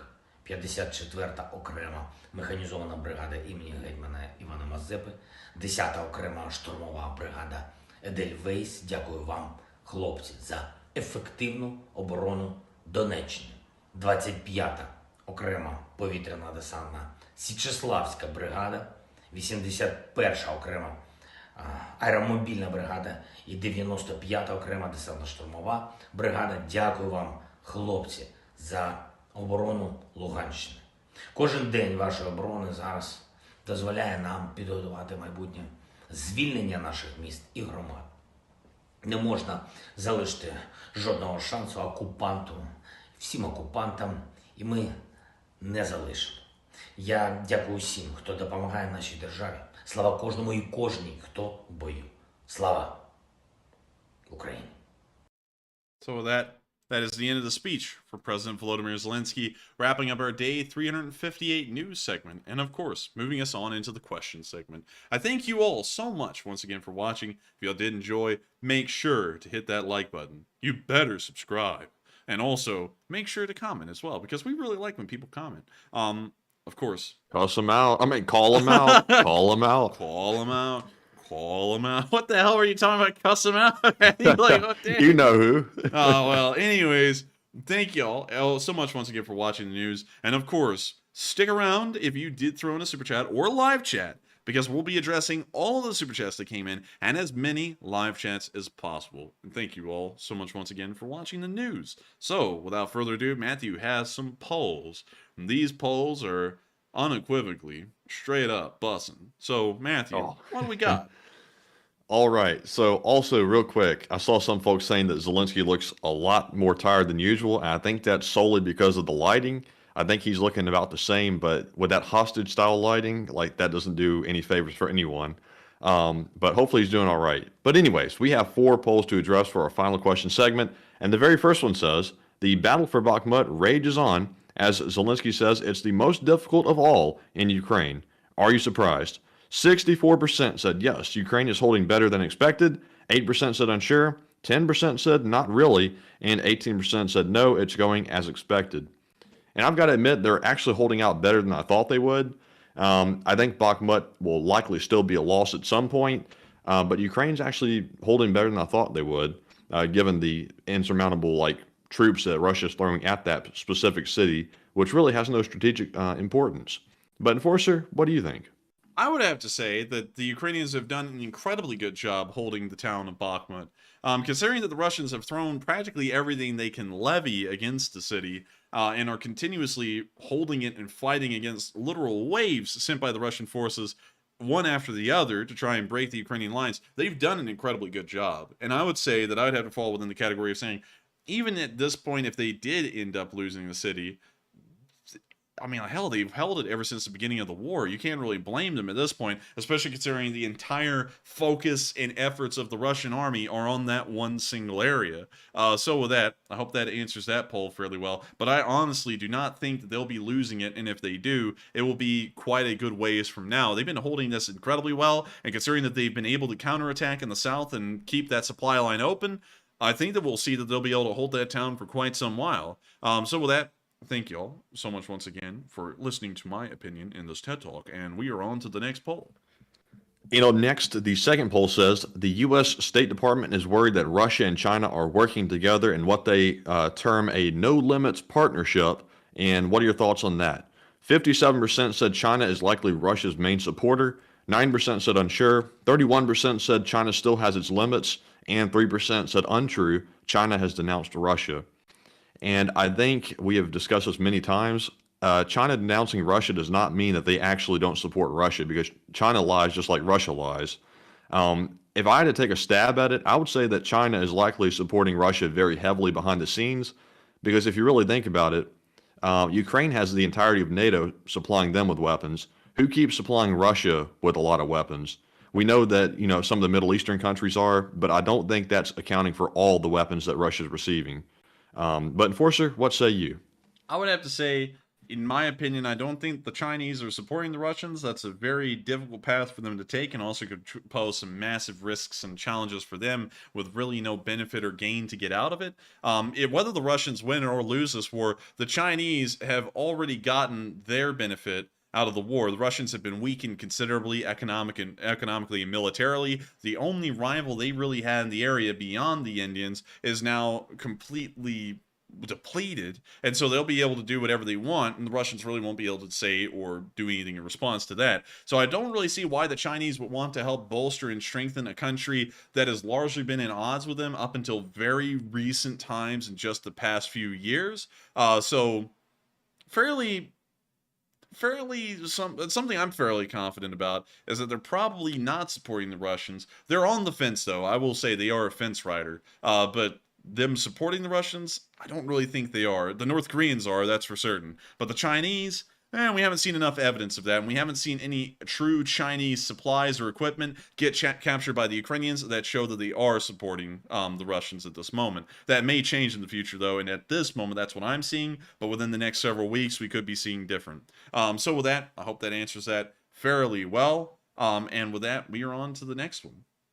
All right, and we have one more China-related poll for the third one. It says, do you think China might be supplying Russia with the spy balloons that are being flown over Ukraine? 63% said it's very possible, 12% said unsure, 13% said it's unlikely, and 12% said no, they are likely Russia's balloons. And I would say it's very possible, but we haven't proven it very obviously.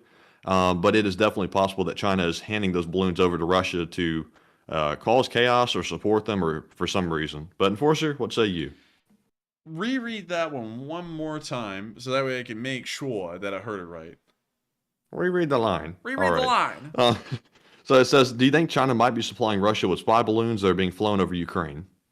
Nah, I don't think they are. Balloons are really easy to make. Anyone can make a balloon, even like a weather balloon. So I would say the Russians, if they're using them, are probably making them on their own, because they certainly have the ability to make that, considering that balloon itself, like the sheet of it or the skin of it, would most likely be made out of some kind of a plastic or petroleum-based, what would you call it? Like a fabric or something? Fabric, yeah. A petroleum-based fabric. They would be able to make that in excess, and they also have enough steel to make any kind of framework or any extra parts that would be underslung on the balloon. So I think that they'd definitely be able to do that on their own, and they wouldn't need Chinese balloons to be able to pull that off. Although, do you think the Russians came up with the, like some kind of deflector, like sheets on each corner of the balloon to deflect the radar signals, or do you think that's something that China would likely come up with? Oh, sure. They probably came up with that. That's just simple geometry. You just have to make sure that they're angled the right way, and radar will be deflected off them like no tomorrow. And considering that the Russians already are working on lower visibility aircraft like the Su-57 that are able to deflect radar, they at least have an actual viable concept in a very, very small form that's not actually usable of stealth technology. So it shows they have at least the mental capacity within their country's technological sphere to be able to do something like that, in my opinion. The Chinese do as well, so they're kind of similar in that regard. And balloons don't really variate that much in differences. Like an American balloon will look a lot like a Chinese or a Russian balloon at the end of the day. So with that, I gotta say, for it to be like, allegedly such a simple fix to put the little deflectors on the edges of the balloon, it's catching everybody by surprise. Like, it caught the U.S. by surprise. It kind of catching Ukraine by surprise, even though they shot them down. But I'm assuming they didn't see them until they were right over Kyiv. Maybe. But, once again, I'm not really sure. Well, I guess we'll just have to wait and see if we get any more information on where the balloon's origin comes from. But good points. And so with that, I think we're on to the next one, but it looks like we have one poll that's still live that we haven't really covered. Yes, and that will be our last one, the one that's currently running. It says, today, the NATO ambassador says that fighter jets for Ukraine are still off the table. What are your thoughts? 64% said that they will change their minds.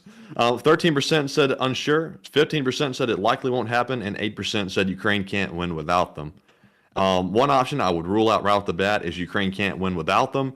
Ukraine doesn't have to have the fighter jets to win, but it would certainly speed things up tremendously. I think they will flip-flop eventually, just like they did on the tanks. It's just a matter of time until the West thinks that Ukraine has to have them to turn the war back in their favor if it starts going south for them. So NATO is being a little coy, but they will give them over eventually, is my take. But Enforcer, what say you?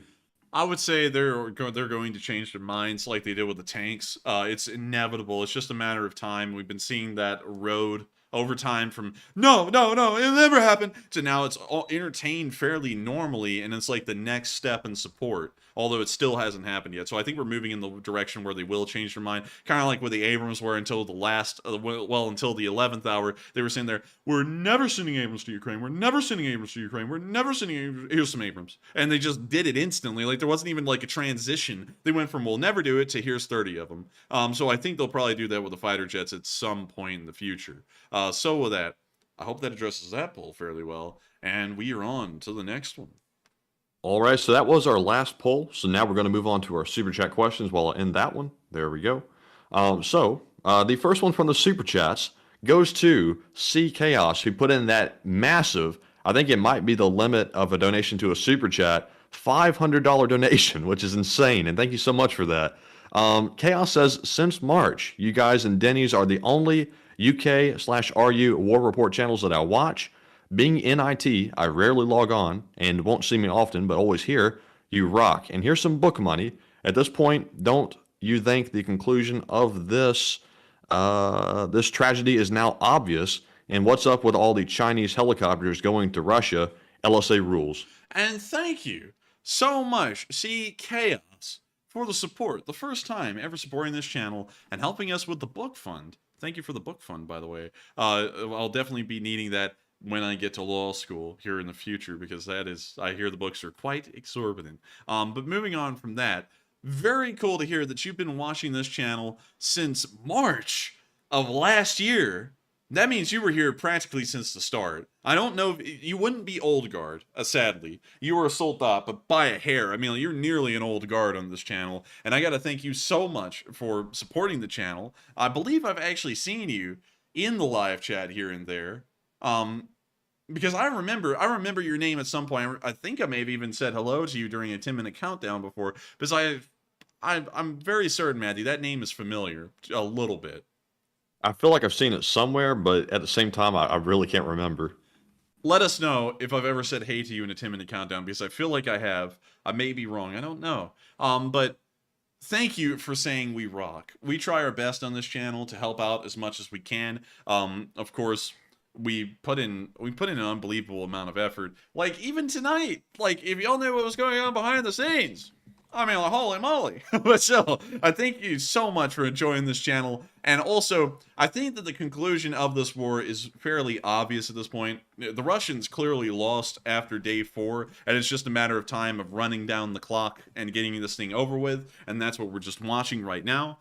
So I would definitely say that it is definitively over. It will be over soon. And also, I haven't heard, C Chaos, about Chinese helicopters going to Russia. But if I do, I will make sure to report on them and try and get some more information in here about that. And also, long live the Lee Spring Army. And so, thank you so much once again for the massive amount of support.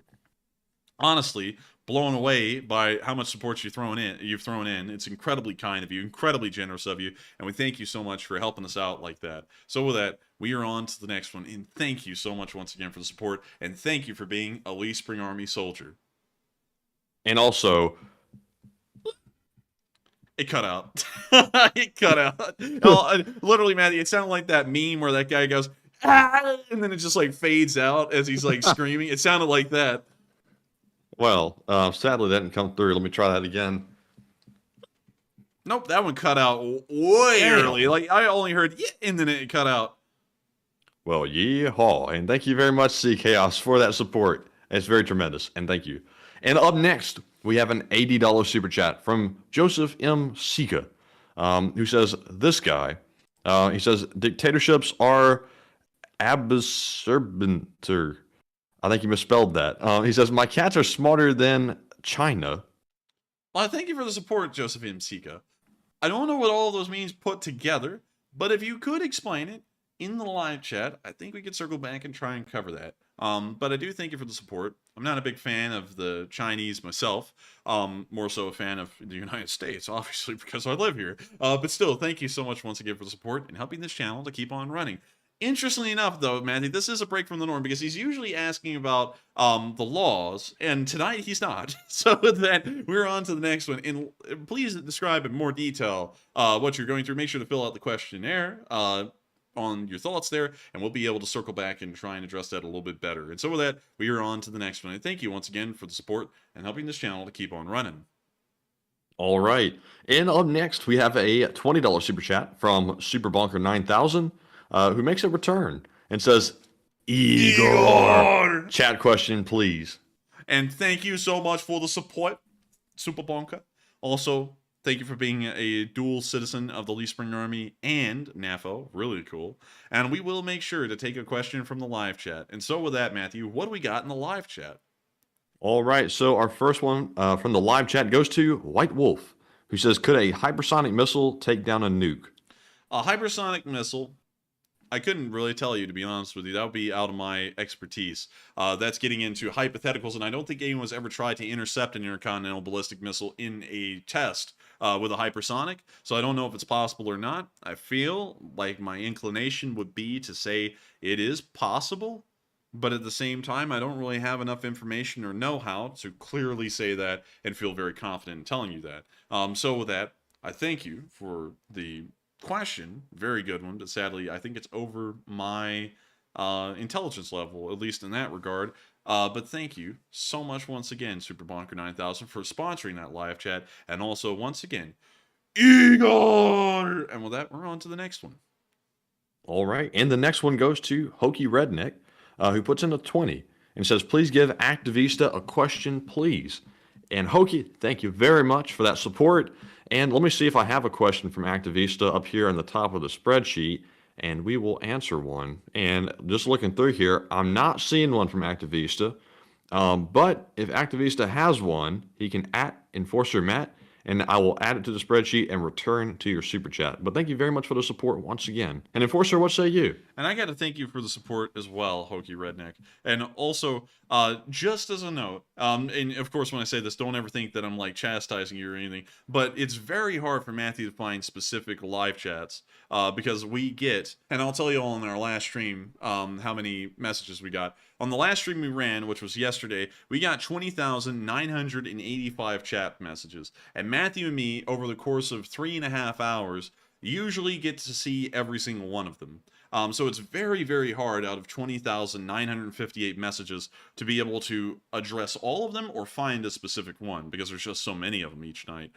So I thank you so much for support. Matthew will, very interestingly enough, and I don't know how you'll do it, it'll be a feat of strength. Matthew, the feats of strength on Festivus. But anyways, he will look for one, and if he can find one from Activista, he will make sure to address it. But still, thank you for the support, Hokey Redneck. And I hope you understand it is very difficult for Matthew to do something that, I guess you could say, like, in-depth. But still, thank you once again for the support, and I hope that we do get a question from Activista here in a couple of minutes. And so with that, we are on to the next one, and thank you once again. All right, I'm just browsing through here, trying to see if I see one. I saw Activista say something to John Allen. Let's see here. Let's see if Activista said something to us. I don't see anything, but we will return to it if we see it. And up next, we have a $20 super chat from... wait. Oh, here we go. Hold up. We got it. Wait a minute. We got one from Activista. He says, Enforcer Matt, did you see the video from Suchonimus with the analysis of the balloon, including satellite pictures of the launch site in China? I didn't see that. Did you see it, Matthew?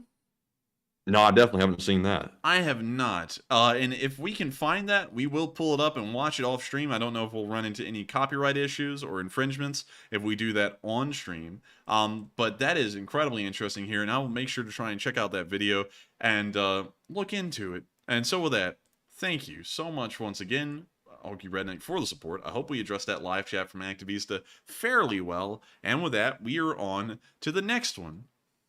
All right, and our next one goes to Terrence Custer, like I mentioned a moment ago, who puts in a 20 and says, have you heard the audio from the F-16 that shot down that UFO over the Great Lakes? I think it is aliens. Well, I thank you for the support. Interesting idea. I have a hard time, man. I've been seeing the memes coming out about the thing shot down over Lake Huron. You know, like the aliens when they're a peaceful nation and they come to Earth and they get domed by an AIM-9X and it's like an alien with its mouth wide open. I've been seeing some stuff like that. I've got to be honest with you. I'll actually take a look at those intercepted, well, not intercepted, the radio messages from the F-16 here in a little bit. But I'm having a hard time. I'm having a really hard time and hear me out here, thinking it's aliens, because the idea of aliens being able to travel all the way to here, and imagine the technological ability to do something like that, and then they get domed by what would be considered an ancient aircraft by their standards. I find it really hard to think that that would be possible, but maybe it is in some weird way. But in my opinion, I don't really see it. But still, thank you for the support. I'm not going to rule it out completely. I feel like it's unlikely in my opinion, but so with that, thank you so much once again for the support. We're moving on to the next one, but thank you for being a Lee Spring Army soldier and helping this channel to keep on running, Terrence Custer. And also, thank you very much for the support. And I will listen to that audio from the F-16. I haven't heard it, and I'll be interested to hear it. I was told by someone that the device or whatever the object was flying in the air was apparently messing with the sensors on the jet. But of course, that's just sort of hearsay at this point, and we don't really know. But the fact that we still don't have any information about it does ring suspicious. But I will admit that while I won't rule out something like aliens, I feel somewhat kind of silly talking about it because we've been conditioned to think that it's just kind of like, a thing you see in the movies, popular culture, and things like that. And it's just been made fun of for so long, it's hard to take it seriously. But I'll definitely listen to the audio. But up next, we have a $20 super chat from William Allen. He says, what is the weather pattern over Ukraine, and where did Russia launch them? From my time station in Germany, I don't think the upper-level airstreams could launch from Russia. However, Belarus maybe, and what say you? So let's take a look at the weather map of Ukraine, and that is the worst weather map I've ever seen. That is terrible. We're moving off of that one. We're going to go to weather.com and try and see the weather map from here, from the Weather Channel, an IBM business. When the hell did it become an IBM business? I don't remember it being owned by IBM. Has it been like that forever? Oh, they've been like that for over, I think, 2 years now. Wild. IBM's apparently desperate for cash. But anyways, it looks as though snowfall is light over the areas of Ukraine, mostly occurring in north of Kyiv and on to the town of Chernihiv, and making its way on through the eastern area, east of the Dnipro, towards Poltava, but breaking up halfway in between Chernihiv and Poltava. We do know that snowfall has been considered, however, in the Bakhmut area, and that most areas, it appears on video, have begun to thaw south of Bakhmut, around Bakhmut, but not in the northeast and in Bakhmut central. So that is something to keep in mind. That's what the current prevailing weather on the ground looks like, and that's what the weather map is showing right here. Now, I don't know if we can get any kind of precipitation maps. That would be interesting to see if we could. And let me go back here. Wait a minute, nope. We want to go to this one. Cloud map, weather map, rain and snow. Okay, that gives us no help whatsoever. So I believe that's the best we can get into with news. Let's take a look at the winds. So most of the winds in Ukraine are actually going in a southerly direction towards the area of the Black Sea, and then towards, are you kidding me? I forgot the name of the freaking peninsula that Turkey's on.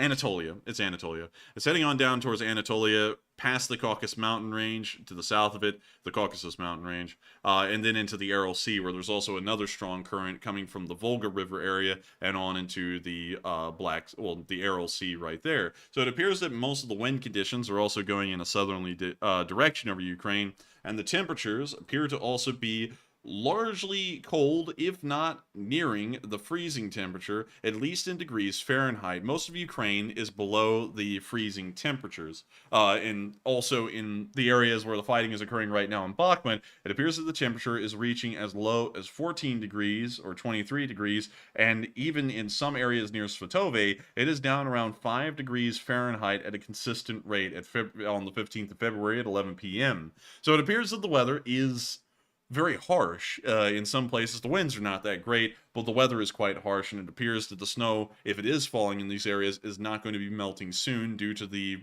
very low temperatures. So with that, I hope that addresses that question fairly well, and I thank you so much once again for the support and letting us look at the weather. And so with that, we're on to the next. And before we move on to our next super chat, I've been seeing a lot of people ask for it, so I guess we can go ahead and address it. Several people have been asking us if we've seen that Black Hawk crash in Huntsville, in Alabama. And we did see it, and that is very unfortunate what happened with it. I really don't have a lot of details on it, but I think the enforcer saw a video that somebody took of the thing actually hitting the ground. Yes, it was actually a Ring video from someone's house. It crashed somewhere in the area of north of Huntsville. I believe it was near, if I remember correctly, Harvest, if I remember this right, on Highway 53. The crash was caught on a Ring video, and it appears that there was a critical error with the helicopter's mechanical systems, as in the video, it was nosediving directly into the ground. So that may indicate that something was wrong with the main rotor, or something similar, and the pilots lost control of the helicopter, leading it to nosedive into the ground. We currently don't know how many people have been killed on that helicopter, although it has been confirmed that everyone on board was dead when first responders arrived, but we don't know how many of them there were. It was a very unfortunate incident, considering that it's in the state of Alabama and we live here, and we'll be keeping updated on that as best as possible. But we probably will not be reporting on it on this channel, although, you know, it happened in our state, because we're you know, mostly about Ukraine war news, but still very unfortunate to hear. So with that, I hope that answers that fairly well from everyone who was talking about that. And with that, we're on to the next one. All right, and the next one goes to Joseph M. Sika once again, who puts in a 40 and says, "Love you guys," and let's I think he's asking, where's the smalls? Maybe so. Joseph, what have you been drinking, man? Joseph is drinking that he's got that drink that in his cup. Say that. You just cut out right there. You went, and that was it. I was like, what are you saying? But still, I thank you for the support, Joseph. And also, we love you too, man. We love everybody out here in the Lee Sprung Army. And thank you so much once again for the support. And I don't know where the smalls are at. We still haven't seen them. I guess they're a little small. And so with that, we're on to the next one. And thank you once again for the support and helping us to keep this thing rolling, Joseph. And I saw Paula McDonald said, he said he's drunk. Oh. I wouldn't have guessed. But anyways, thank you very much, Joseph, for that support. And what were you about to say, Enforcer? Oh, nothing. And with that, we are on to the next one. Thank you once again, Joseph. All right. And up next, we have a $20 super chat from Greg Carmen, who does not leave a comment. But Greg, you've been around for a very, very long time. And you would qualify as a what legend, or what do you call the people that have been around for super long? We call them old guards, but that's only if they've been here since day 4. I think Greg might be a soldier then. Soldat. I can't believe it, Matthew. You haven't gotten down our ranking system for viewers at this point. It's day 350. I'm going to turn to 1 second, Matthew. I'm LARPing, so know this, but I'm going to act like Volodymyr Soloviv for a second.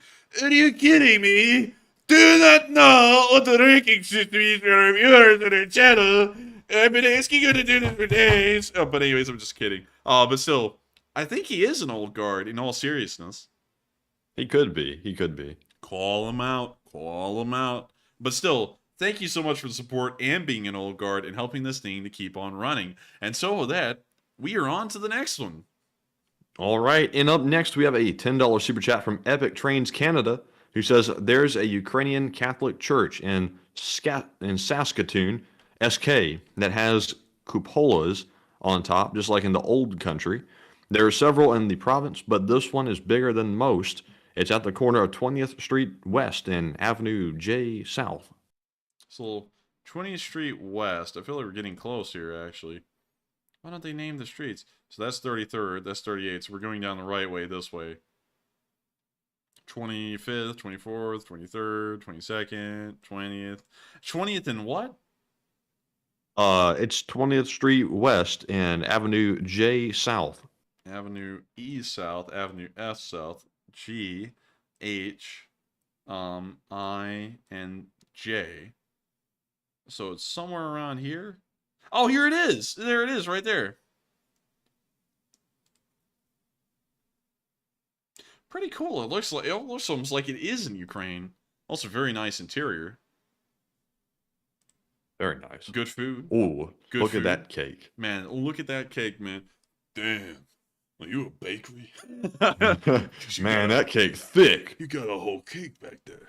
But man, this is really nice. I like how well decorated the inside is.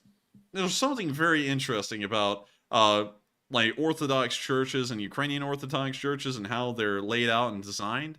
Really cool. And also I love the old design of the domes. I would call them domes, because it just looks neat. I don't really know how to explain it. I like these things though, and it's pretty cool. And also look, it says Ukrainian. It's even got the symbol of Ukraine, Ukrainian Orthodox Auditorium. That's really cool. Interesting. Is that the crest like on like the armed forces, or is that for like the whole country? That's pretty much like the crest of the whole country. So I guess it's like, it's like that eagle that we have on a lot of our stuff, like the back of a quarter where it has that bald eagle on it with the emblem of the United States on it and everything. That's pretty much that thing, but for Ukraine. That's what it is. Interesting. And I've heard people say it's a trident. It is a trident by historical accounts. But then also people say it's like a stylized eagle. And honestly, the first time I looked at it, I saw a stylized eagle. And then someone told me it's actually a trident. So it's either a stylized eagle or a trident. Either one. So with that, we are on to the next one. But thank you so much for the support and sharing that with us, that there is a Ukrainian Orthodox church in the middle of Saskatoon. A very interesting name for a town. In the middle of Saskatchewan in Canada. Also, what does the central business district of this place look like? Is it nice? Well, Saskatoon, this is actually not a bad town. Not bad at all. It's good. They've even got a BMO over there. Matthew, in Canada, when you have a little bit of body odor, instead of saying you got some BO, they go, you got hey there, bud, you got some BMO, eh? But anyways, with that, we're on to the next one. And also, that's what the Russians want. They want the BMO, be my officer. Also, another thing, because I know it's coming, we're not making fun of Canadians. We love Canadians, because every time we ever make a joke about anything, even if it's in America, someone always has to say, oh, I can't believe you disrespected them like that, or disrespected us like that. Listen, shots are taken fairly. It's your turn right now. It'll be someone else's turn in a minute. So with that, we're on to the next one. Thank you once again for the support and sharing that cool little fact about that. I mean, like, I don't know if you're a warman or if you're into Unity, but that is a really cool little fact. So with that, we are on to the next one. Thank you once again for the support, Prince Albert. Prince Albert? Yeah, I was naming off towns in Saskatchewan, so I called him Prince Albert because there's a town there. Anyways, with that, we are on to the next one. All right. And, up next, Greg Carmen is going to be it. He puts in a 50, and he doesn't leave a comment. But Greg, thank you very much. That is his second super chat of the night, and Greg is being very generous, so thank you very much. And guess what I'm going to say? Enforcer, what do you have to say? And thank you for the support, Greg. Of course, your support is greatly appreciated. Helps this channel keep running. And you didn't even throw in a comment for us to address, but I do thank you so much once again for the support. And so with that, we're on to the next one, but thank you once again. And up next, we have a $10 super chat from CK Bold, who says, good work. And thank you, CK Bold, for saying that it's good work. I have to say, Matthew, I think I say this every night, that's very bold of you. And so here comes the beating I will give from the live chat for doing that for the 50th time. But thank you so much once again for the support and enjoying this channel and helping us to keep it rolling. And so with that, we are on to the next one. And thank you once again. All right. And up next, we have a $10 super chat from Bradley Barrows, who says, I got called back in to bartend. I'll rewatch the stream later, and thank you for your hard work, and Ukraine will prevail. Aw, man. Well, sometimes duty calls, and you got to go to your work and do your job. But when you watch this again, I want you to know, I thank you so much for being here tonight when you were, and I thank you for rewatching everything that you weren't able to watch the first time, and thank you so much for being a Lee Spring Army soldier and helping this channel to keep on running. So thank you so much. Hope you have a fun time at work, and I hope you come back and enjoy the rest of the stream whenever you can. And so with that, we are on to the next one. And the next one goes to Jay Byrne and also Marion Deemer. They each put in a 10, but without a comment. But Marion and Jayburn, thank you very much. We appreciate it very much. Thank you for helping to keep the lights on. And Enforcer, what say you again? And thank you all so much for the support. Y'all help us to keep the lights on. Funnily enough, that is a euphemism. The lights, like, actually are, we don't keep the lights on. It's a euphemism pretty much to cover everything, to let y'all know that y'all are helping us to stay alive. So we just say keep the lights on. But still, thank you so much for helping us to keep the lights on. Hope y'all understand that it's a euphemism. It's not like a literal thing. But still, thank y'all for helping us to keep this channel running, because if it wasn't for y'all, this wouldn't be possible. And so with that, we are on to the next one. And thank you once again for both of y'all's support. And our next super chat is from E3ECO, who puts in a $10 donation. and says, "Get yourself one of those burgers." Why'd you treat that with such innuendo? You're like, I don't know. I was waiting for something. I was like, that was the end of it. I was like, is there some like punchline? Like, what is one of those burgers? Like, well, what is those? it's a body snatcher burger. You eat it and then you turn into a different person the next day. I don't know. But still. And that sent off like the alarm bells in my head for some reason. Like when Syops throws in a super chat, like I get concerned. Like, what does he mean, those burgers? How many super chats do we have left, real quick, Matthew? So that way I can figure out our pacing for the night. Let's see. We have about 18. Really? This early? Yeah, about 18, and then about 25 or so live chat questions. Wow. Okay, so we actually have time to go into rabbit holes tonight. So, speaking of burgers, it's time for me to go over burgers because when you said get one of those burgers, what do you mean? I'm gonna go to, I'm gonna go to Birmingham because it'll be fairly easy to find the fast food places here. So, burgers. Do you mean burgers like? Let me try and find some. You know, we're just gonna pull them up instead because I was just thinking if I go to where we know the fast food places are, then people will know where we are if they don't already. So, first off is Hamburger Heaven. Now I feel like Trister one said he sent that super chat in when y'all guys talked about Five Guys burgers or whatever. That makes a whole lot more sense now. Okay.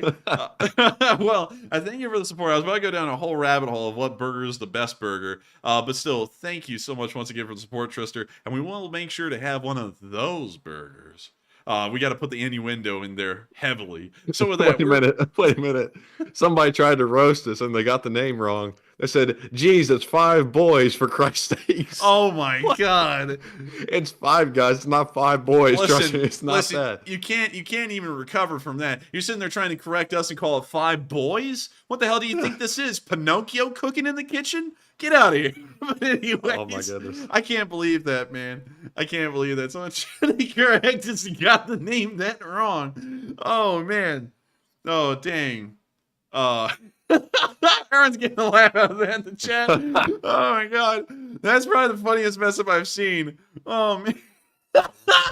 Five boys. Oh my God. Gonna get a version from the boys. Oh, I can't make that joke. I'll let that one go. You can't make any joke off of that because it's gonna go in a bad direction, but holy moly, Matthew.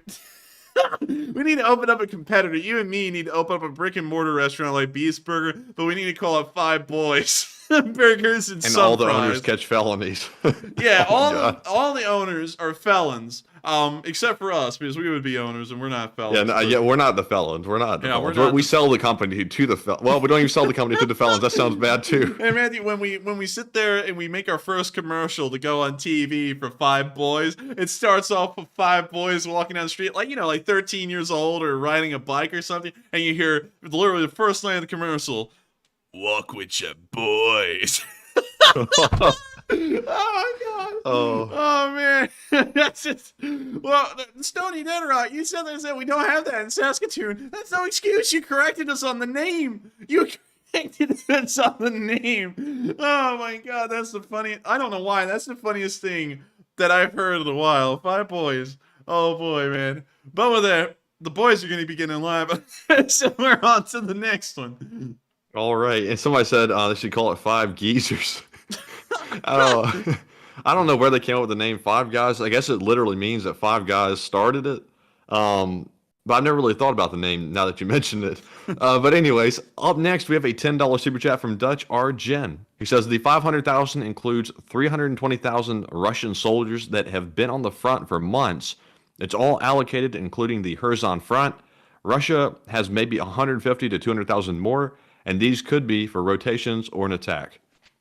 And I thank you for the support and throwing that in. I would have to say that those 150,000 to 200,000 that you're estimating, and once again, everyone's estimate is different. My estimate's a little bit different. I'm assuming that it's probably around 200, 300,000. But then again, no one really has an exact number on that. I would believe that that's most likely being used for rotations, especially considering the high casualties they're enduring right now. They won't be using those for offensives because that's precious troops that they'll be drawing on soon just to keep some parts of the line alive. So I have a feeling, in my opinion, they'll most likely be used for rotations and not offensives, but I do thank you for that information and sharing your thoughts and comments with us. And so with that, we are on to the next one, and thank you so much for helping this channel to keep on running. All right, and up next, we have a $10 super chat from Trister1, who says, wow, Sea Chaos. And I said the same thing. I said, wow. I think we all but said also, wow. thank you, Trister. Yeah, and thank you so much for the support, Trister. I think we all said wow when that came in, because it's really flattering to us that people find this channel so enjoyable that they'll send in support that big. You know, like you can support the channel any level you want, and beyond that, it's free to watch. And we just thank people for kind words, but to send in a $500 super chat, like, that's just flattering to us to see how much people appreciate this channel and how much they're willing to support it. That really blew us away, and I got to thank Sea Chaos again for that support, because we rarely see support like that, and it's just incredibly kind and overly generous. But thank you so much once again, Sea Chaos, and also thank you for Trister for saying wow about that, because that was crazy. And so with that, we are on to the next one, and thank you so much once again for the support. All right, and up next, we have another super chat from Trister1. This time he puts in a 20 and says, what do you make of the UK defense minister saying that 97% of the Russian army is in Ukraine? I would say that is a little bit of a stretch. 97%, there has to be Russian soldiers elsewhere. There has to be Russian soldiers on the Russian-Chinese border. I believe that's actually called the Sino-Russian border. There would have to be troops there, because there always is in the Arctic Command. If 97% of Russia's troops were in Ukraine, that means that every single theater of command in Russia, and there's, I believe, 4 of them, would practically be depleted of forces, and there wouldn't even be enough soldiers left behind to operate and maintain the bases they have. So I have a feeling that that's most likely a stretch in the numbers, maybe some kind of exaggeration or hyperbole, because I have a feeling that that's not a smart statement to make if it's actually being made as factual, because there's really no way you can get 97% of your armed forces in one area like that. There's got to be at least 20% of them out there doing something else not involved in the current war. At least, based off of historical estimates and figures from prior wars. So with that, I hope that addresses that fairly well, Trister. I thank you so much once again for the support. And with that, we are on to the next one. And our next super chat is from William Allen, who puts in a 10 and says, look at the upper level wins. Upper level wins. Ooh. Upper level. That's the lower level wins right there. One second, let me make it a little higher pitch. Ooh, higher level. I don't know what you mean, man. Sadly, I don't know where to look at higher level wins. We'll try and find them. Higher level wins map. Upper level wins map. Jet streams. Do we have a map of the entirety of the world? This is just the United States. Let's go to the Upper Air Data National Weather Service. Well, how do you do? This has got to be... Hello, 2007. This is old. Hello, 2007. This is as old as it gets. When was this website published? It doesn't even say. This is old. Did they ever discover CSS?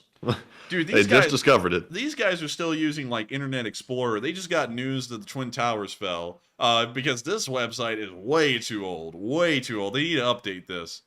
But let's see. Map Ukraine. Slovakia. So let's find it. Here's AccuWeather. Let's see. Ukraine wind flow. Oh, you can get up to $50,000 in scholarships with the Army as an officer. Oh, speaking of that, I have some like Marine recruiter right now texting my phone. I do too. I don't know how they got my number or what, but I ignored it the first time. I was going to respond to it. Now they're sending me follow-up messages. I'm like, my goodness. I was about to like respond and say, would you like to watch our stream tonight? Man, oh my Lord, man. And the spell wasn't even that good, to be honest with you. It wasn't anything that got me motivated to go join the Marines or anything. But anyways, that's the jet streams that we see. And there's your upper wind levels. So with that, thank you so much once again for the support. I hope that does address the comment fairly well. And actually, Matthew, should I read it off? Like, like the text message? Oh. Well, I wouldn't read it off. We don't want to, get the individual in trouble or anything. Well, it doesn't I mention their don't name. think mine has a name attached to it, and I don't think you're supposed to contact numbers like that unsolicited. I don't think that is legal, but they're just trying to do their job. I get it, but I don't think they're supposed to do that. Well, the Marines got to get officers from somewhere. It is an officer thing. They're actually asking us if, well, they were asking me if I wanted to become an officer, but I can't. No, they didn't give me that privilege. They're wanting me enlisted. Really? Because they, Yeah. wait a minute, hang on. I'll read They you. demoted me already. I'll read you off exactly what it says on mine. It says, let's see, I run a program called Officer Candidates Course, which sends selected college students or graduates to military leadership training in order to develop themselves as future leaders. So I got the officer training course.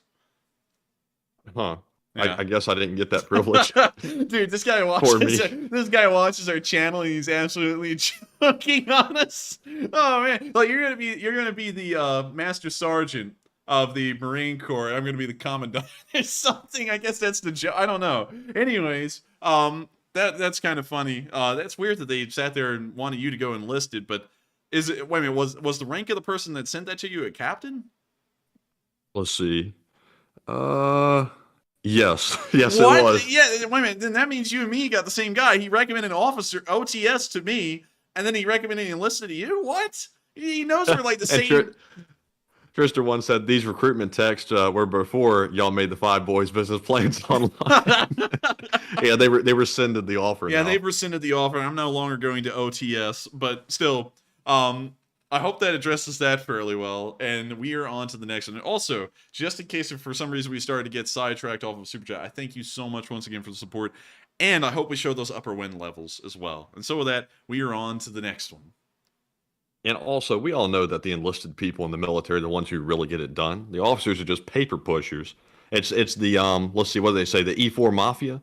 Yeah, the E4 mafia, because you had to get congressional approval to become an NCO, and blah blah blah blah blah. Yeah. All that crap. Also, let's see. So I got to be honest with you, Matthew. I'm gonna have to say this: are officers really paper pushers when it's always the lieutenants putting people in suicidal charges and they're leading the charge? Like the stories from Vietnam always have some kind of zealous lieutenant telling everyone, all right, fixed bayonets, you're all charging the VC, and then they go running at the VC, and the lieutenant's like the first one up. I don't know. I mean, like, I feel like I do feel like the NCOs are the backbone of the military, though. I'm not going to even argue about that, but I'm not going to sit there and make the officers sound completely useless, because everyone has their own role and their own job in the military, and all of them are incredibly important in making sure that the mission is successful, in the most military terms and wordage possible. And so with that, we're on to the next one. And our next one goes to Sick Lid, who puts in a 10 and says, Enforcer, did you know that you can gain access to most online newspapers and magazines by signing on to your local public library account? I didn't know that. And I thank you for sharing that with us, and I thank you for the support. And I will look into that, because I didn't even know that that was a thing. And it's really cool to know about the public libraries in the United States. Did you know that that's something special about the U.S., Matthew, is the public libraries are free to access? You're telling me that there's public libraries you have to pay to get in, and it wouldn't be public then? No. They're quote unquote public, but you have to pay for them in other countries. Like in the United Kingdom, they don't have public libraries like we do. You have to pay for access to them. Wouldn't that just be like a private library? No, because I think that if I'm correct, and my British viewers can correct me if I'm wrong, I believe the ones that are not private are funded by money from a city council, or the council as they call them, and you still have to pay for a membership, so it's kind of like a for-profit enterprise by the council. But I don't really know how that works specifically. But the United States is incredibly special, with a lot of our, I guess you say, facilities being public access, where no one has to pay anything, like public access museums that are free to enter, and also libraries being public and completely free to enter and check out books with. And that also led to us having a pretty decent literacy rate earlier on in history, when some countries were struggling with it, although we never got as high as the Scandinavians did. And that's because of a whole other thing with them. But with that, with that little interesting tidbit aside, we are on to the next one. And also, Skiz are saying public libraries are not free. I have to pay. I was reading that. Yeah, that's what I was trying to process while I was being silent. I was thinking that, but they really are free, because if you own property, everybody has to pay that, whether or not you use the library or not. So they really are free, actually. Yeah. But obviously the government pays for it, but, Holy Dang. Joseph, go to bed. You're drunk. But read that one off. the one from Joseph? Yes. I don't know why I objected to that because he's the next one up. But anyways, What Joseph the hell? M. Sika, it's caught me off guard. It's thrown me out of whack. But Joseph M. Sika puts in a 200 and says, "You guys are the best wet VF I hapape to toss the smalls." Hey! Thank you for the support, Joseph. Do not, because you're drunk, send in another super chat. Because I don't know if you're doing that because you're drunk or what. But thank you so much for the support. Do not send in another one. But thank you so much once again for helping this channel to keep on running. And you, Joseph, are the best. And thank you for being a Lee Spring Army soldier. But lay off, man, and just enjoy the rest of the stream tonight. Because I don't want you to sit there and wake up the next morning and figure out, oh God, I shouldn't have done that. So thank you so much once again for the support. I hope we addressed that fairly well, and we are on to the next. Justice message just got deleted, man. The live chat, he said, Oh my "Effing God. Smalls!" And then the night bell was like, no, it's thwack. No, you can't do that. So thank you so much once again. I hope we addressed that fairly well. And wait a minute, it just disappeared. What did? The Nightbot got the super Nightbot chat? got the super chat. For what? I don't know. There was nothing bad in it. I hadn't Yeah. programmed anything to delete from that. Huh. We'll have to look into that because I was like, where the hell did it go? But it's still registered, and I thank you for the support, Joseph. But take the rest of the night off. And so with that, we are on to the next one. I am Gift Bearer. You just said, haha, reverse psychology. No, when I tell people don't send stuff in, like when we do cutoffs and stuff, I mean it. Like I'm trying to make sure that he's not going to do something that he wakes up and regrets tomorrow. Because, if you're drunk, you just work off of impulses. So make sure, don't, and I'm not doing reverse psychology, do not send in another one. So with that, we're on to the next one. Blue Jab, he keeps on throwing in the same joke, man. Did you see it? He's been doing that all night. Oh, yeah. Yes. Oh, man, I can't read it, but I see it, Blue Jab. Anyways, with that, we are on to the next one. And thank you once again, Joseph. All right. And up next, we have a $10 super chat from Marichka. He says, given that the president of a temporary misunderstanding called Russian Federation is obsessed with dates and anniversaries, do you think he has plans for anything stupid on February 24th? And hopefully he doesn't, because that'd make the podcast really awkward. Nah, he doesn't. That's like the whole thing about, does he have anything big for May 9th? Nah, it's a symbolic day. It's a big day for us, but it's going to be a symbolic day as far as the continuation and conducting of the war. So nothing big is going to happen. Probably a missile attack, if anything, but that'll be about it. In my opinion, I could be wrong. I'm always open to being wrong, no matter how much our haters, Matthew, always want to make us sound like we act like we know it all. I'm always open to being wrong, and if we are wrong, we'll admit it later when it happens. But for now, I don't think anything big will be happening on the 24th. And so with that, thank you so much once again for support. I hope that addresses that fairly well. And we are on to the next one. All right. And up next, we have a $20 super chat from Matt Shank. Who says, I've been here since day 2 afternoon stream. About time I chipped in. And keep up the great work, gents. And I have a question. Bless you. Excuse me. And Matt's question is, has there been any updates on how well Ukraine is doing to restore its electricity since air attacks have slowed? And thank you so much for the support, Max Shank, who is an old guard by the definition. He was here before day 4, old guard, automatically. And thank you so much for chipping in and helping this channel to keep on running. According to YouTube, this is not the first time you supported the channel. It didn't say this is your first time, but they've gotten that wrong so many times, I don't really believe that much anymore, unless if we're very certain we haven't seen someone's name before. So thank you so much for supporting and chipping in. And also, to answer your question, the Ukrainians are in a constant battle to try and keep the energy grid running. At any given time, the estimate is that around 70% of the power grid is operational. And to kind of give you an idea of how that's working, it's not that the same 30% of the power grid has been knocked out permanently. It's like, for example, power grid goes out in Kyiv, they restore that power grid, power's back up and running for a little while, and then a cruise missile goes flying down into an area around Dnipro, hits a substation, grid goes out in that area, and then they have to work to repair that. So it's a constant battle for the Ukrainians to keep their power grid at 70% capacity and running, and 70% of it operational from what we've been told and what we know. But you can rest assured there is no Ukrainian that sat out the entirety of the winter, except for probably an incredibly very small amount of them that have had no power whatsoever. They are getting powers just intermittently whenever the power crews are able to get around to the afflicted and damaged areas and then repair it until the next strike comes around or until a strike hits another area and then they move there. So with that, thank you so much for the support, Matt, and I hope that answers the question fairly well, at least based off of the information we've gotten about how the power grid's working. And with that, we are on to the next one. And thank you once again for the support. All right. And let's see here. I saw somebody in the comments say, Enforcer Matt, you do not have to pay for access in UK libraries, only if you're late returning books. Please get your facts right. Thanks, ran over, LOL. I didn't say that, first of all. And number two, I'm not sure if the enforcer said that. I think we were just reading off somebody what they said. Also, why in the world did people say get your facts right? I literally said what I was saying, that correct me if I'm wrong, and you're acting like I said that like it was the word of God. You know, like, just calm down. Calm down. Like, just sit there. If I'm wrong, just say, hey, man, by the way, just a little tidbit. You are a little misinformed there. It's actually like this. You don't have to sit there and get, like, insane about it. He did say LOL at the end of it, so that makes it okay. Oh, okay, yeah, that's right. You know, if you say LOL at the end of it, LOL makes it smooths it out. That's like the in Minecraft thing. Wherever you say anything heinous, then you say in Minecraft after it, so it just passes. It's kind of like that, I guess. You know, if I had to take a shot. Imagine, like, maybe. It could be. You know the meme. You don't act like you don't know the meme. You know that meme. But anyways. Thank you so much once again for correcting us on that. Apparently, libraries are just public everywhere now, but back in the day, that was a really special thing about the United States. I guess it isn't anymore, but we were the first to the cake. So with that, I hope that addresses that fairly well. Get your facts straight, and we're on to the next one.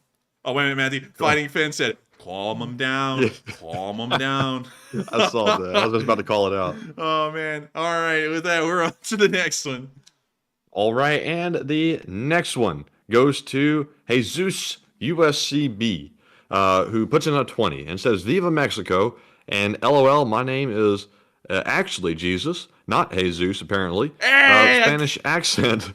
Oh, and will you guys become NAFO, and we need you guys, Enforcer Fella, and Viva Mexico. Mexico. And now, y'all got me messed up now, because it's not Jesus, it's Jesus, actually.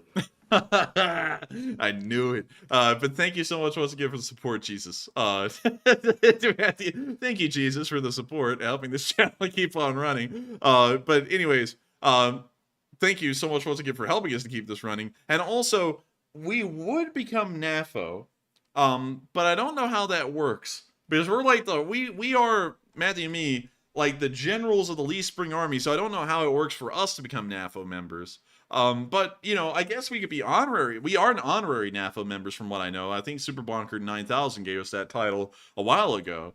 So we are NAFO members in a way. I can guarantee you that. And we work hand in hand with NAFO each and every day to help bring the war in Ukraine to an end and victory a little bit closer in our own small ways. Well, NAFO does a little bit more. They've actually sent physical trucks and stuff, which is really crazy. I don't know how much they've raised in support for Ukraine. I would be really interested to know. We've been able to raise nearly 800,000 on this channel. I think we're like just about 15,000 away from that right now. Sadly, still haven't gotten an email back from the President's Office of Ukraine. I told them that, and I haven't gotten anything back, which is kind of sad. Wait, speaking of which, of sending emails to people, we are fundraising for Doctors Without Borders on day 365, and I have sent them an email, and they might be getting back with us very soon for something special, but we don't know yet. But very good charity. I've been doing a lot of research into them, and they are really above board.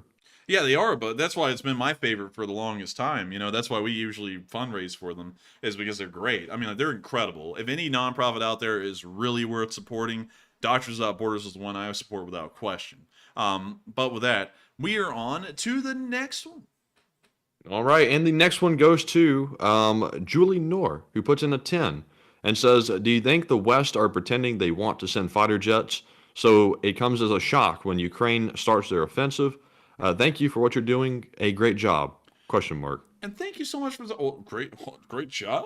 I think it was a mistake that the question mark. But still, I thank you so much for the support. And to answer that question, I would say the West is fumbling on the fighter jets right now because they really don't know what the best course of action is. And I'm sure that someone's making it overcomplicated and saying the Americans, they're going to nuke Iran, and or something like that somewhere in the middle of the Pentagon, and that's what's holding everything up. I'm sure it will eventually happen, though. It will just be a matter of time. Because I remember, Matthew, remember when I said the U.S. will eventually send Abrams to Ukraine, and people, they laughed at me. They said that'll never happen. The Ukrainians cannot support Abrams. They'll never operate Abrams. It just can't happen. And then the U.S. said they're giving them 30 of them. So, I have a feeling it's a matter of time. So that's what I'll say for that. I don't feel like they're deliberately doing that. I have a feeling that they're, just doing it because that's what Western governments largely do on everything, even when it directly affects citizenry in their own country. But we will see the F-16s eventually make themselves into Ukraine and probably function really well. So with that, thank you so much once again for the support. I hope that does address the comment fairly well. And with that, we're on to the next one. And long live the Lee Spring Army. All right.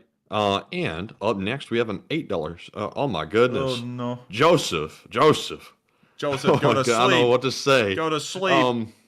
But Joseph M. Sika puts in a 100, and thank you very much, Joseph. That is crazy generous, and hopefully you intended to send that in. But thank you very much. And Joseph says, so I was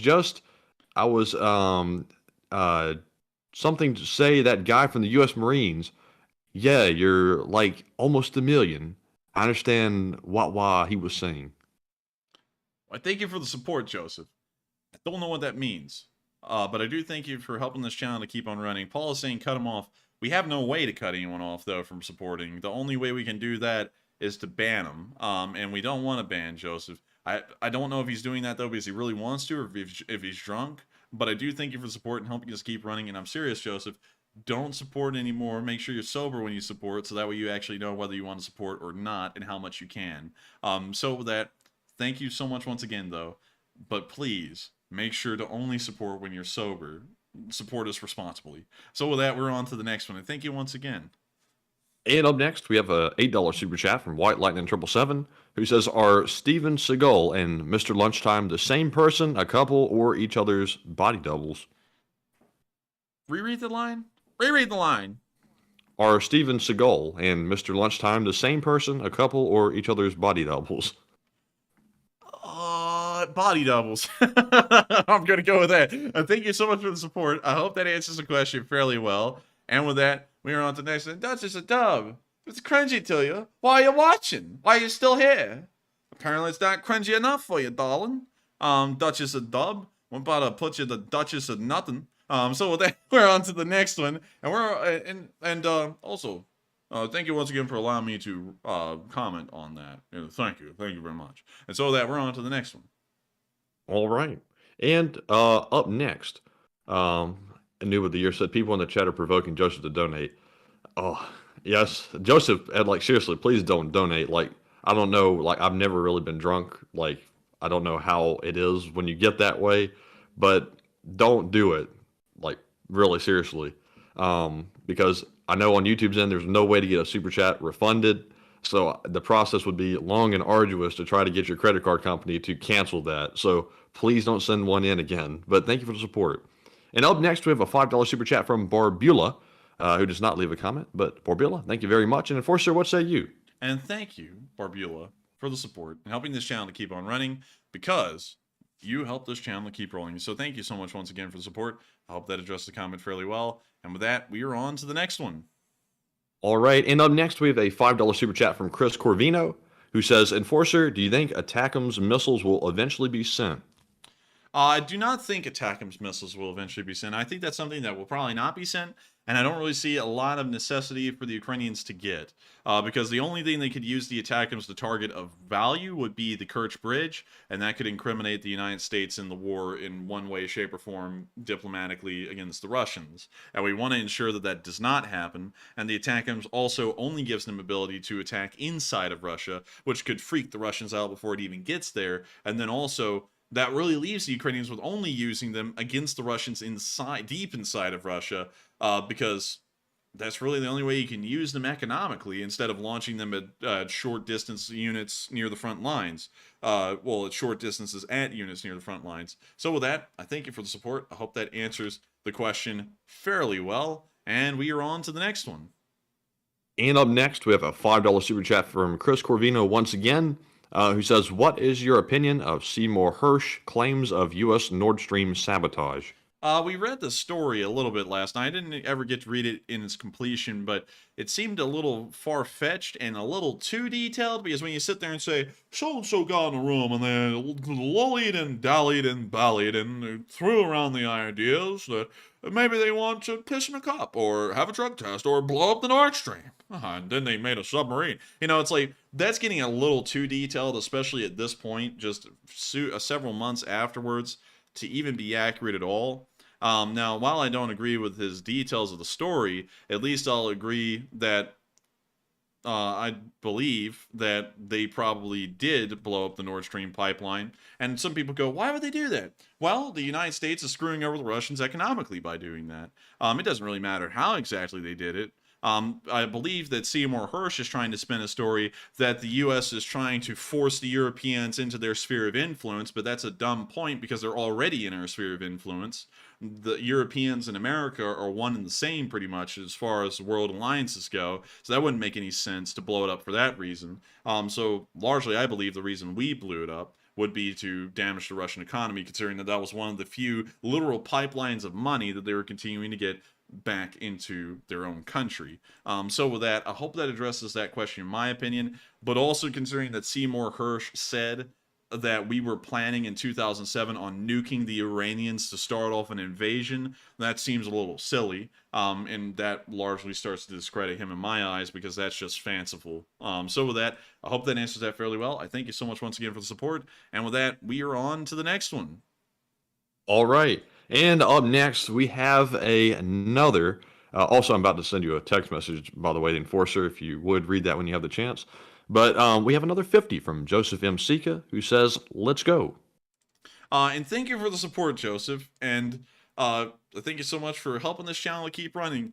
I'm serious, though. Please don't, because you'll wake up tomorrow and you'll regret this. And as far as we know, there's no way to return super chats on YouTube. They're final as soon as you send them in. I think we've only heard of one person ever getting a super chat refunded. It was almost like a 2-month-long process. So please do not send in another. Support us sober. And I'm dead serious with that. Please do. Also, Dean Holocroft, do not encourage him. Nobody encourage him, because y'all are going to make him do things that he's regretting. And if y'all keep on, I'm not going to let people try and take advantage of someone who's sauced right now. We're going to start timing out people who are encouraging him to do this. So with that, we are on to the next one. But thank you once again for the support, Joseph. All right. And up next, we have a $5 super chat from Eric S., who says, pull a question from the chat. Stay warm, boys, and thank you. Also, Matthew, that is a good idea. We'll keep that in mind. So reread the line again. Pull a question from the chat. Stay warm, boys, and thank you, says Eric. And thank you so much for the support, Eric. We will reread the line. We'll keep warm. We are pretty warm right now. I actually have a heater on below my desk, and thank you so much once again for the support. We'll also get one from the live chat. All right, and this question goes to Alex for Alex, who says, question, are you still seeing truth about the Wagner forcing to take a back seat? Yes, we have seen a lot of truth in that. We're not seeing the Wagner unit in action much anymore. We're not seeing specific mention of them anymore either. So that may be showing us that they have been pulled off the line completely like we've been told. So with that, I hope that answers that live chat fairly well. And thank you so much once again for the support, helping this channel to keep on running, and also sponsoring that live chat. And so with that, we are on to the next one. And the next one goes to Dark Warrior 137, who puts in a 5 and says pupils get larger when they see something they love. This explains why pupils get smaller when they see anything bright, like Discord light theme. Well, thank you for the support, and I guess that's a good point. Sadly, though, I just look at everything in light mode at all times. So yeah. So with that, thank you so much for the support. I hate that you don't like it, but I hate dark mode for some reason. I'm like one of the very small minorities of people who watch YouTube that don't like dark mode. I like light mode for some reason. But with that, we're on to the next one, and thank you once again for the support. All right. And up next, we have a 5 from Suzanne B, who says to bribe Matthew for more polls. And no need for bribes. The more polls were coming anyway, but thank you very much for the support. And also, I think tonight I have run about 6 or 7, and I think that'll probably be the standard from now on. But thank you very much. And up next, we have a $5 super chat from Dark Warrior 137, who says, would Ukraine benefit from airburst weapons to detonate above trenches rather than on impact? Zigzags would not save Russians from a single bada boom. Zigzags would not save Russians from a single explosion? That's what they say. Oh, I beg to differ. If we look at World War I trenches in an aerial picture, World War I trench map, I'll show you all this. Hopefully we can get it. Okay, here we go. This is probably the best one I can find right here. Notice the ziggurats down here at the bottom left of the screen, and also how these trench lines are laid out. Some of them are nearly straight, but you can see, even right here with this one that almost looks straight, it is a ziggurat still. It's a zigzag, actually. Zigzags left and right. The reason why you never want to build a trench straight is because a direct hit on a trench in the middle of it will only travel as far as there's room. And so with the ziggurats or the zigzags, you can ensure that the amount of room that it can travel is small, and so the amount of casualties that one shell is able to inflict are also quite low. Also, that is a heart-shaped trench network right there. Did you notice that, Matthew? Oh, yeah, it sure is, actually. I just noticed that. But that's why you want to have zigzags. They do actually improve the amount of losses that you take. It's a benefit. You don't lose as many soldiers with zigzags and ziggurats. It's just a lot more efficient that way. So with that, I thank you for the support. I'd have to disagree with you on that one because this is very vital to do, and that's why you'd see that all trenches in the First World War were dug in such a way. And I don't know, Matthew, that's going to be on you.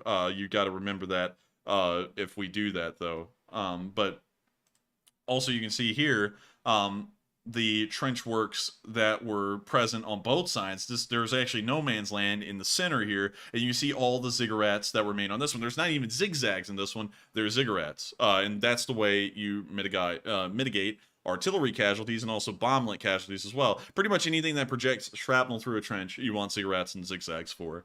So with that, thank you once again for support. I hope we addressed that fairly well. And we are on to the next one. All right, and up next, we have a $5 super chat from Margaret Hemsley, who says, for the Pamper Pooch Fund, glad those voices are back, and I was missing them. David Attenborough hasn't spoken up for quite a while. Yes, David Attenborough has not spoken up much lately because people got tired of the voices. Everyone was saying, the voices in your head don't have to disturb me.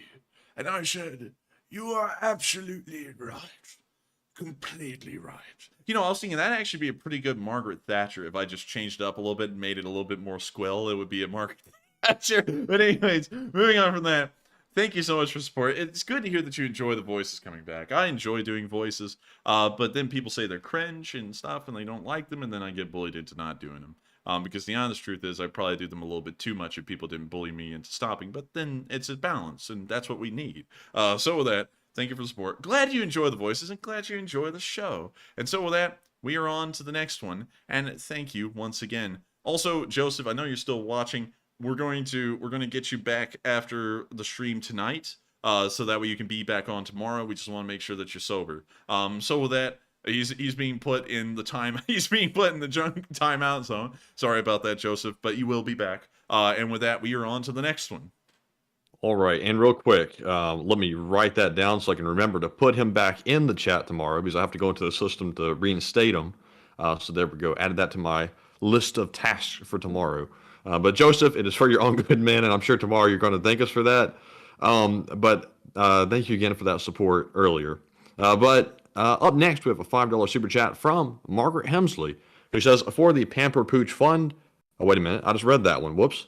Anyways, moving on to the next one. We have a $5 super chat from Dubsy Dabster, who says, I've been watching this war since day 1, but I've been an LSA member since day 58, and you do the math. And that's not a good idea. He shouldn't do the math. No, I'm terrible at math. But I do thank you for the support and helping this channel to keep on running. And, of course, thank you once again. I don't know the math, though, but you are a soldat. And so with that, I got to address something because I just saw some people saying, oh, what do you do that for? Here's the thing. I feel uncomfortable getting support from Joseph because he's sauced. And I don't know if he's going to regret that tomorrow or not. And we want to protect him as best as possible. He'll be back on tomorrow as soon when he sobers up. Because if he wants to send in that kind of support, I would be much happier knowing that he is completely sober and perfectly fine, and he knows what he's doing, instead of maybe being sauced and not really thinking about what he's doing and then waking up tomorrow and finding out. That's why we've done that. He will be back. I promise everyone, he will be back, and we thank him so much for the support, but I hope that when he wakes up tomorrow, he was all right with the amount of support he sent, and he's not sitting there going, oh God, what did I do? So, you know, we're trying to help him out here, and I want you to know that, Joseph. So you will, I promise you will be back tomorrow. I promise you. And I don't want anyone to take that the wrong way. We do thank him so much for the support, but we don't want him supporting when he may be impaired by liquor, because, you know, liquor does things to people, and I've been around some people. That's a feature that YouTube should really add to the streamer side of things, is an ability to like time out donations from an individual. I don't think they've ever thought about that, but that's definitely something they need to implement. And also, I see some people like saying you should have kept Joseph around and let him do the math, but he's sauced. You know, he's impaired. There's laws that say if you have, I wouldn't even bother explaining that one because it's just a matter of integrity. Well, I got you, because if you sit there, there's laws in states where you can't have intercourse with someone if they're drunk, because they may not even know what they're doing, and that may be considered a rape later on. And we don't want him to be sitting here doing something where he's impaired and he could wake up and regret what he did tomorrow, and then there's no way we can help him because YouTube doesn't allow us to return those. So we want to make sure that he's all right. We're trying to take care of him. He will be back tomorrow. So with that, we are on to the next one. All right, and our next one goes to Frenetic Watt, who puts in a 5, and also Junebug72 puts in a 4. And thank you both, Junebug and Frenetic, for that support, and we appreciate you both very much. And the next one we have is from Augustin Lara, who puts in a 5, and says, we will not forget when the enforcer admitted he was part of the lizard people. Well, I think when was this? It was actually a while ago. Remember, I was joking about the lizard people and I said we were lizard people. But yeah, I'm a lizard guy. So if you like cut my, well, wait a minute, I better not say that because some psycho will actually come up and try and cut me. But still, thank you so much once again for the support. And I love eating flies. I'm telling you, flies are the most delicious form of protein ever. And so with that, we are on to the next one. And thank you once again. All right, and let's see here. All right, and up next we have a $3 super chat from Brent Nansett, who says, do you think the American AAV7 would be useful for Ukraine? There are a lot of rivers and also waterways. And I believe, reread the line again. It says, do you think the American AAV7 would be useful for Ukraine? There are a lot of rivers and also waterways. The AAV7. Let me pull that one up real quick. The AAV7. Ooh, I don't know. This thing is kind of meant, as far as I understand, for amphibious assaults on beaches from like an assault ship. I don't really think these things are made for river warfare, but they, you know, I guess they got a way. So maybe. So with that, I hope that answers the question. Fairly, I gotta be honest with you, I'm completely out of my league here trying to talk about this thing. I remember that these goofy things, though, usually sink every once in a while and lose all hands on board because they're so hard to evacuate out of when they start to go under. But they could probably be used on the rivers. So with that, we are on to the next one. And thank you once again for support, and I hope we answered that fairly well. All right, and our next one goes to Bradley Barrows, once again, who puts in another 10. And says, yes, they did not need me, and I blame Igor. Well, I thank you so much for the support, and I wouldn't blame Igor either. I mean, Igor is just a simple guy. Igor! But still, thank you so much once again for the support. I hope we addressed that fairly well. And also, I'll let y'all know something a little bit because I can see people still talking about whether it was a good call or a bad call. We actually have already made the call, Matthew and me, behind the scenes over text message, that if Joseph wakes up tomorrow and he figures out that he made a mistake and he lets us know, we will be donating all of his super chats that he sent in to the next upcoming fundraiser. So just in case, if he wasn't thinking straight due to the sauce, he'll still be able to do something with it instead of just, us, pocketing it and running with it, because I feel like that's, bad and feels wrong.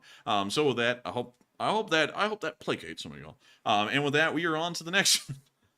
All right. And up next, we have a $100 donation from Mycroft, who says, for Joseph, this just shows the class of the Enforcer and Enforcer Matt. I think I am day 5 watcher, so what is my rank? Yes. And also, thank you, Mycroft, very much. And also, I got to say, I'm like the Enforcer.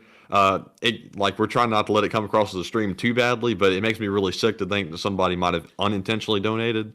Hopefully it isn't what we think it is, but if it is, we'll definitely have to work something out with Joseph. Yeah, because I got to tell you, every time when he sent in the first super chat, I was like, oh, well, thank you. That's great. And then he started sending in more, and we kept on telling him not to, and he kept on.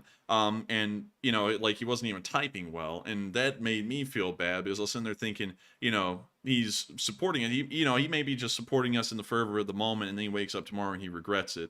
And, and Joseph's probably still watching right now. And I want you to know, Joseph, you are one of our most interesting people on the stream. We really enjoy when you're on because you always have interesting comments, and we know you as the where's the smalls guy, and I promise you will be back on tomorrow. And if you want, you can message us over Discord, because I know you've done that before. So message us over Discord if you want to talk to us, and we'll make sure to get you right back on tomorrow where you can be on the stream. But I always want to make sure that we take care of our viewers, and if you seem to be a little tipsy and you start supporting a large amount, it seems wrong for us to sit there and say, oh, he's an adult, and then encourage him to keep on supporting. Because what if because he's under the sauce, we encourage him to do something that is not necessarily good for him? And we always say on this channel to keep the viewers first, to keep the viewers safe. That's why we only run fundraisers through YouTube Give. That's why we never plug anything outside of YouTube Give for fundraisers.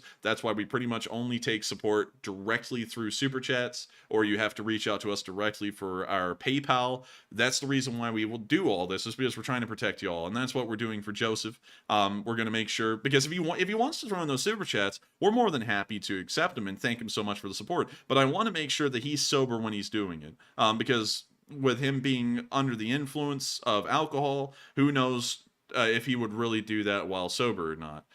So with that, I thank you so much for the support, Mycroft, and understanding where we're coming from. And I hope that Joseph's back tomorrow. He's sober, and if he wants to support like that, then he's all good to go. So with that, thank you so much once again for support. And sadly, Mycroft, you were a soldat technically, because you came in right after day 4, but you're an honorary old guard because you have been around. So you know what, we're actually gonna have to change this. We're indoctrinating a whole bunch of new old guards today. If you were here before the Great Schism, you're an old guard, because it seems crazy to me that the old guard is such a small, like an infinitesimally small category, and it honestly seems crazy to me that Mycroft wouldn't be a part of it. So you're now an old guard, and anyone who was here before the Great Schism is also an old guard. And so with that, thank you so much once again for support. I hope that does address the comment fairly well, and we are on to the next one. All right, and up next, we have a $100 donation from Hokey Redneck, who says, tax for Joseph stuff. And goodness, Hokey, thank you very much for that support. And that is also tremendous. But Enforcer, what say you? And I thank you for the support, Hokey, and the tax for Joseph stuff. And I hope that Joseph enjoys the rest of the stream, and we can get him back on tomorrow and have a fun time with him again. Not like tonight though, but a fun time like normal. And so with that, thank you so much once again for support, Hokey Redneck. I hope that does address the comment fairly well, and we are on to the next one. All right, and the next one, let me reorganize the spreadsheet real quick because I've gotten a little behind. Go sort range A to Z. There we go. All right, so our next one is going to go to, okay, let me sign up, who puts in a 5 and says, here's something for the Fly Fund. And thank you for the fly fun. We do enjoy the flies. Matthew, what kind do you enjoy the grub meals or do you enjoy the flies better?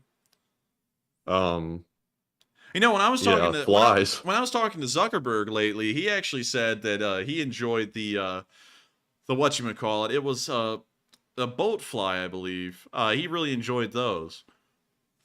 Oh, yeah, you remember that, Matthew? We were all going to the rock warming competition, and you know, I talked to him a little bit. He liked the boat flies a pretty good bit. is that so? Yeah, he loved them, and he also loved putting Sweet Baby Rays on them, like an excessive amount. But still, I thank you so much for the support and for the fly fun. And with that, we are on to the next one. All right.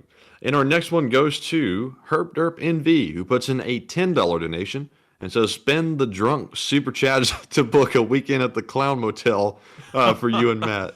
Oh, I think. And we're going to spread them out and pump iron for 7 days straight. 3 days. Pump iron Oh, 3 for days. 3 days. But I thank you so much for the support. And if Joseph is perfectly fine with us keeping him, we will keep him. And if he's not fine with us keeping him and he made a mistake in his intoxicated state, we'll make sure to send all of those. We'll tally them up and we'll put all of that towards supporting the Sunday night fundraiser that's coming up here soon. Because once again, I cannot say this enough. We want to make sure our viewers are taken care of and well in doing what they would want to do when they're coherent. And so with that, we are on to the next one. And thank you once again for the support.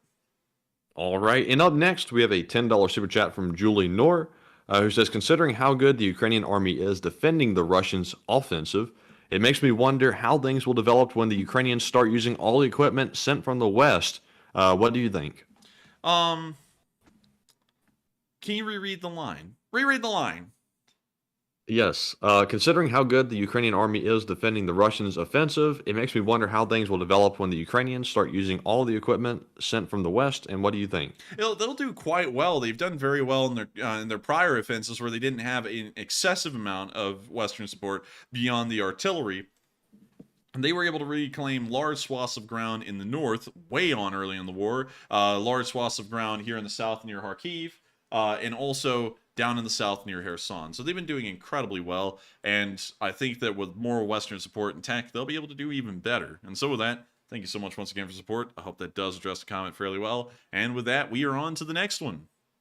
And the next one goes to Jonathan Tubbs, who puts in a 5 and says, I've been here since September 5th, 2021. Holy moly, that's actually when this channel was founded.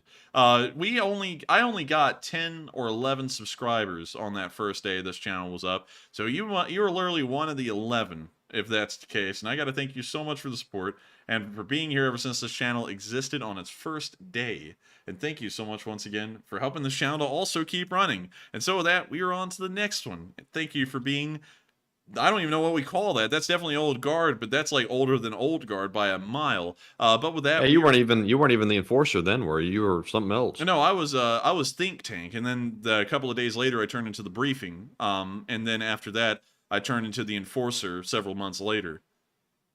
Oh, what do you know? You went through many different characters in the span of like months. I evolved. But with that, we are on to the next one. And thank you once again for being here, literally since the beginning of this channel. Yes, indeed. And up next, we have a $2 super chat from Dupper Bob and also Greg Carmen, who don't leave comments. But Dupper, thank you very much, and Greg, thank you as well. And we appreciate that support. And up next, we have a $3 super chat from Andrew Ball, who says he's putting in some loot for Joseph. You chaps are fabulous for looking after folks. And thank you for the support. I don't think I thank everyone for thinking that it's exceptional that we look after all of our viewers, but I feel like that shouldn't be anything special to me. I feel like that should be the norm on YouTube, is that YouTubers look out for people who respect them and consider them in high regard. I think that YouTubers should take care of all of their viewers as best they can. And that's really the way I look at it. I feel like what we're doing is what should be expected and not considered exceptional. But I do thank everyone so much tonight that thinks that it was an exceptional choice, because I'm happy to know that a lot of y'all think that we have made the right decision. And I can't wait. Once again, I want to say this just in case if Joseph took it the wrong way. I cannot wait for you to be back on tomorrow. You will be unhidden after the end of this stream, and you will be back on tomorrow. I promise you, and you'll be able to chat like everyone else and keep doing what you want. And so with that, we are on to the next one. All right. And our next one goes to Mike Miners, who puts in a 10 and says, search YouTube for Shoals Nord Stream C-SPAN and look at the 1 minute and 20-second mark, and you'll see a smirk on his face. Sadly, how many super chats do we have left, Matthew? 5. Oh, okay. Yeah, we can pull that up. Let's see here. Second screen, and what's the name of that video again? It is, let's see here. Shoals Nord Stream C-SPAN is what you search YouTube for, and when you click on the video, it's at the 1 minute and 20-second mark. Let's see. Yikes. I can't find that because all of the videos are shorter than a minute. So unfortunately, when I pull up C-SPAN, well, wait, let me see about this. He's at the 1 minute and 20-second mark. So let me go here. Let me see if this is it. Yeah, the 1 minute and 20-second mark, and the only video that's longer than 3 minutes, he's not showing up. It's showing the audience. So unfortunately, I don't think we can find that one on stream. But thank you so much once again for the support, and we will try and find that later on. And with that, we are on to the next one. All right, and give me just a second. I'm looking at the video right now to see if I can spot the Merc at 120. I don't think I found the right video either. So I'll do some looking, Mike, and I'll see if I can find it. But thank you for the support. And up next, we have a $2 super chat from Landlubber, who says, I have all the answers, none required. Thank you. Okay. All right. Well, thank you, Landlubber, for making your job easier. Thank you once again for the support. And with that, we're on to the next one. All right, and the next one goes to Susan Reichel, who puts in a 2 and says, Enforcer Matt for Senator. And thank you very much. Maybe I ought to go for Senator one day, but I'm going to give the lawyer thing a try first and see how that goes. But thank you very much. Mr. Senator. Thank you. Thank you very much. What's that? It said Mr. Senator, like the guy says Mr. Anderson on The Matrix. But anyways, I thank you so much for the support. I thank you for supporting Matthew's bid to become a senator. He doesn't even want to become a senator, but I'm sure he'll be a good one. Not yet, at least. One. Well, not yet, at least, but he will be a good one when he does become one. Of course, we'll both be running. I'll be running for the presidency, coming from the state of Alabama. I don't think I'll be leaving Alabama anytime soon. And you know, I was talking to my mom today about this, because she's like, I think you can become president. Very supportive mom, actually. I was really happy to hear that. And I was saying, you can't become a senator as young as you can a representative, so I'd most likely become a representative first. And if a bid for the presidency doesn't appear to be panning out at the minimum age I can, which would be 2040, that would be the election year where I would be able to run at the youngest age I possibly could, I would probably try and get the governorship of Alabama if the opening was there, or if it appeared that the governorship was weak in the state, I would try and shoot for it. And then remain the governor of Alabama until I could eventually become the president. Although I'm not planning on being sidelined for the presidency. I want to become the president by 2040. That will be the minimum age that I can. I'll be something like 37 at that point. And I may become the youngest president of the United States. Hopefully, that's a really high hurdle, because usually people always talk about how they don't like old presidents, and then they vote in the oldest presidents they can find. So age is a little bit of a tough hurdle to get over, but it's a challenge, and I'm sure that challenge can be overcome. So with that, I thank you so much once again for the support, and Matthew will be a very good senator for the state. And with that, we are on to the next one.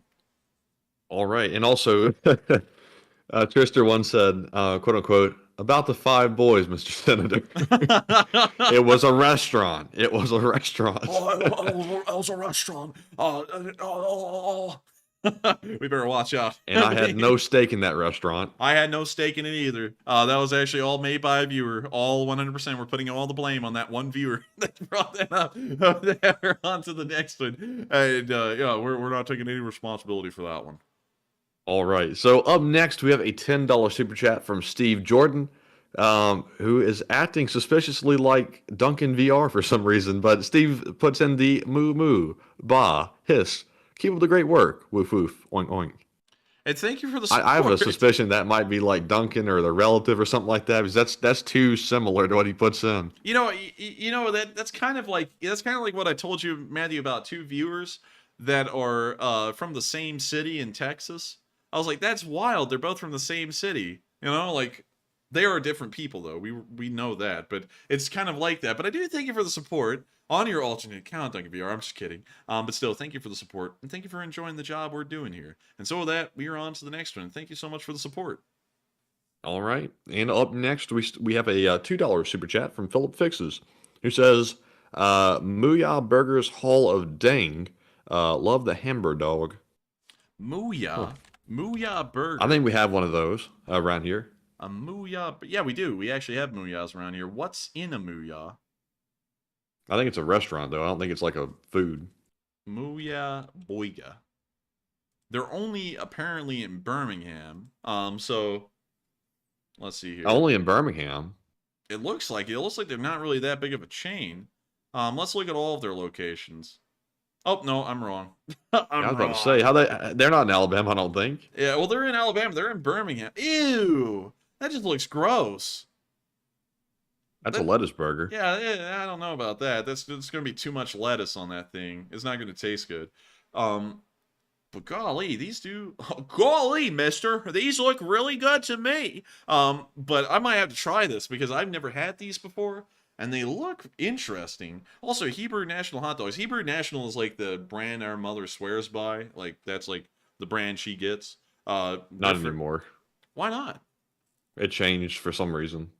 Oh, yeah, I forgot. Yeah, you're right. We used to get these, though, and she used to swear by them. They were fairly good. Now we get those Costco dogs. Oh, yeah. that I really recently, like, stopped eating because I saw how they were made, and it changed my mind on pretty much everything about hot dogs. Yeah, Matthew actually found out, like, what's in a hot dog, and he doesn't like them now. I knew what was in a hot dog all along. You know, it's food. I like it. It tastes good. And that's all that really counts to me. It doesn't matter what's in it. It just matters if it tastes good. And that's what led me to eat gator. And now Matthew likes gator because I forced him to eat it one time, and then he really liked it. So come on, man, broaden your horizons. But anyways, with that, we are on to next. So I'm just kidding with you, Matthew. You do you. And also, thank you for the support and letting us know about Mooyah. Indeed. And up next, we have a $2 super chat from Major Key OG. And thank you, Mr. OG, for the support. And that is unequivocally busing. Thank you very much. Up next, we have a $2 super chat from Psychotic Dom, who says, "Hey, boss, still here, loving your show, and sorry." Huh. Sorry for what? Sorry for what? Don't be sorry. Thank you for support. Thank you for the support. Don't be sorry, and welcome back. And thank you so much for helping this channel to keep on running. And so with that, we are on to the next one. And thank you once again. And up next, we have a $2 super chat from Cliff Wolf, who says, "Can you be Michael Jackson, Rodney Dangerfield?" Michael Jackson, like both at the same Rodney time. Dangerfield. Chip morning. Oh, hey there. How you doing? Oh, man, I'm telling you. Oh, the heaviness is on me. Oh, this guy's a creep.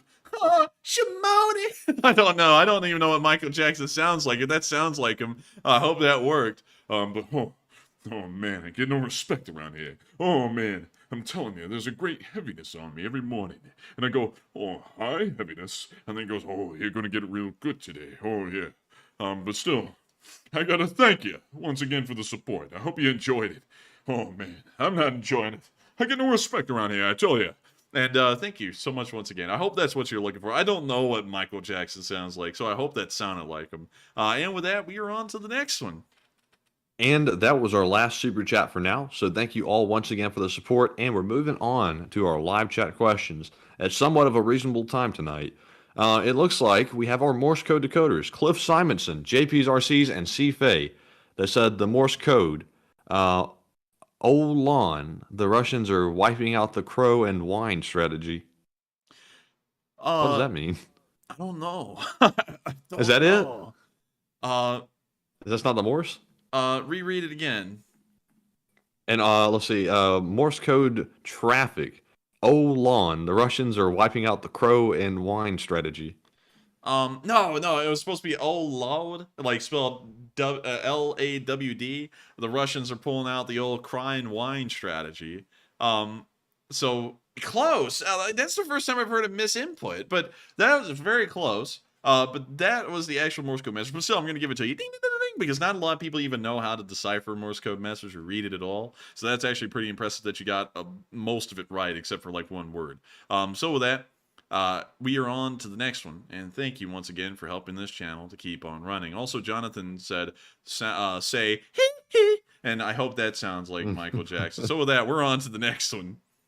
All right, and we actually have another super chat. This one's from Psychotic Dom, once again, who puts in a 2 and says, banned on my account for being mean to viewers. Banned on my account for being mean to viewers. Oh, are you talking about on here? Apparently. Oh, well, I thank you for the support and behave yourself or something. But anyways, with that, we are on to the next and thank you once again. All right, so let me try to pull it together. Let's see. We have a question from Keith Does Things, who says Norwegian intelligence raises alarm over threat of Russian nuclear escalation. Thoughts? I think the Norwegians are like right at the batting line. If anything happens, they're there. So they're probably just making sure to keep the alarms running, so that way we're always on our toes.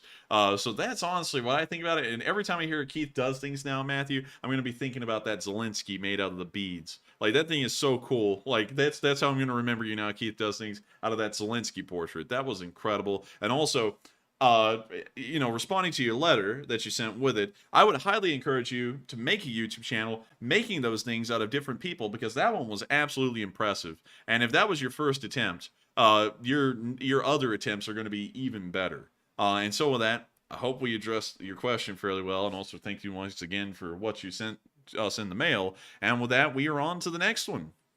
All right, and up next, we have a question from Eric S., who says, Enforcer, are the Americans fighting for Ukraine putting the U.S. government in a bad position in potential hostage blackmail? Not really, because they aren't really representing the United States of America. We can't control what individual citizens do, so they're not putting us on a bad negotiating position with the Russians on a government level. They're just kind of like non sequitur for the large part. So with that, I hope that answers the question fairly well, and we are on to the next one. And the next one goes to, let's see here. Let me go ahead and put the red check on that one. Let's see. This question goes to Bootlegger, who says, do you think the strikers going to Ukraine will have the laser defense systems DM Sharad? I don't know if they will. As far as I understand, that's somewhat new, at least within the last decade from what I know. And we usually don't send tech that new to Ukraine because that could be a national security risk. So I would most likely assume no, but I don't really have enough information to really give a clear answer. But I would say no. So with that, I hope that answers that question. And we are on to the next one. And the next one goes to Stray. This is a super chat, a 5-pound super chat. And Stray says, hark ye all to the tale I tell of a bold enforcer who faced wars fell. With a mouse and VDU and courage true, he rode to the fray to bring news to you. Wow, that's actually a really nice little poem, and I thank you so much for the support, Stray. And that was not a bad attempt at all. And so, well, not a bad attempt. Well, that makes it sound... That was a great poem. Like, to put that in straight wordage, that was the best poem I've heard. Actually, one of the few. And so thank you so much once again for the support. I hope that answers that fairly well. And we are on to the next one. Before we even get to it, Matthew, both of these testicles super chat cannot be read off. That is going to have you had. But I do thank you so much for the support, both of these testicles. I knew that you would eventually come down to doing something like that, and I called it. Matthew was about to get half, but I saved. But I'm just kidding. Matthew actually saw it, but sadly we can't read that one off. But I do thank you so much once again for support both of these testicles and helping this channel to keep on running. And with that, we are back to the live chats. All right, and this one goes to Alex Wolf, who says, how many troops and how much equipment does Russia have in Belarus? That would be a concern, maybe. We don't really know the exact numbers. It appears to be somewhat low, actually, and we don't have any indications of them building new bases and restocking them with soldiers and equipment to conduct any offensive with. So with that, I hope that answers that question fairly well, and we are on to the next one. And that next one goes to William Martin, who says, Enforcer, what is the story about Switzerland wanting to do business with the orcs? Switzerland is, I haven't actually heard that story. As far as I know, Switzerland doesn't want to do business with anyone, or they have to do business with everyone. So I haven't heard that story, so unfortunately I have to declare ignorance on that. But with that, we are on to the next one. Also, 907 Pike, Alaska, you brought in something interesting I'd like to talk about. You said the government belongs to the people. The government are our servants, or so on. I don't really view the government that way. The government and the citizenry are really on the level. It's supposed to be a cooperative relationship in between the two. It's not supposed to be one superior to the other. The state or national government shouldn't be superior to the citizenry, and the citizenry shouldn't be superior to the government. It has to be a cooperative dealing in between the two, because through the citizenry, the government gets power, and through the government, the citizenry have a say in how society unfolds and how things are conducted on a national level. I feel like it's more so of a cooperative exchange there, but at the end of the day, the government should be incredibly careful about not overstepping boundaries and making sure that the citizenry are respected, considering that their power is derived from them. So with that, I hope that addresses that further. I just saw that live chat. I thought that'd be an interesting one to address. And with that, we're on to the next one. And up next, shout out to Frenetic Watt once again for putting in a 5. And Frenetic, thank you very much. And up next from the live chat, we have a question from Marion Deemert, who says, do you guys believe Putin ever sees how terrible his army is actually doing? No. If he saw how bad it was doing, I don't think he'd be able to mentally handle it, because they're doing awful. Like, by anyone's standards, they're doing terribly. So I don't ever think he actually gets to see them in their natural state. He always sees them in some well done up state, in some kind of parade or review in Russia. So with that, I hope that answers the question fairly well, and we are on to the next one. And the next one goes to Stray, who says, do you think China and Russia will eventually drop nukes from balloons? Nah, that would be a very bad way to do that, because we found the balloon and shot it down, and then the nuke blew up in the sea. That shows that the war just began right there. It would be much easier and much more logical for them to just use their intercontinental ballistic missiles to strike at the United States, because they would do it a lot quicker, and there's really no way to intercept those. The Patriot could try, but it will most likely fail. So with that, I hope that answers that question fairly well, and we are on to the next one. And our next one goes to Michael Dimitrov, who says, Enforcer, does China need to prop Russia up at this stage because they fear collapse of Russia and the economical and societal chaos that would be caused in the wider region if they collapsed? They could be scared of that. They could be scared of a collapse. But at the same time, the Russians aren't going to collapse in any meaningful way that's going to be scary. It's going to be very, very poor groups. I mean, like, they're going to be poor as hell, or hardly any money. There's going to be no way for them to really make money. So if they break apart, there will be power struggles. You'll probably see the Chinese power project into Russia to ensure that the resources keep flowing to them at an incredibly cheap rate. But the rest of the calamities and the chaos that could be occurring, it won't really matter much to them, as long as they are able to ensure that supplies keep flowing. Kind of like how we didn't really care what Central America looked like, as long as the bananas kept flowing to America, even if these countries were embroiled in the middle of constant conflicts, fighting, and civil war. We just wanted the bananas, and as long as they were ensured delivery to the United States, anything else could happen beyond that, and we didn't really care. So I feel like that would most likely be the way the Chinese would view the Russians in a potential breakup. So with that, I hope that answers that question fairly well, and we are on to the next one. And the next one goes to Julie Knorr, who says, Enforcer, do you think they are pretending that they will not send jet planes, so it comes as a shock when the Ukrainians start their offensive?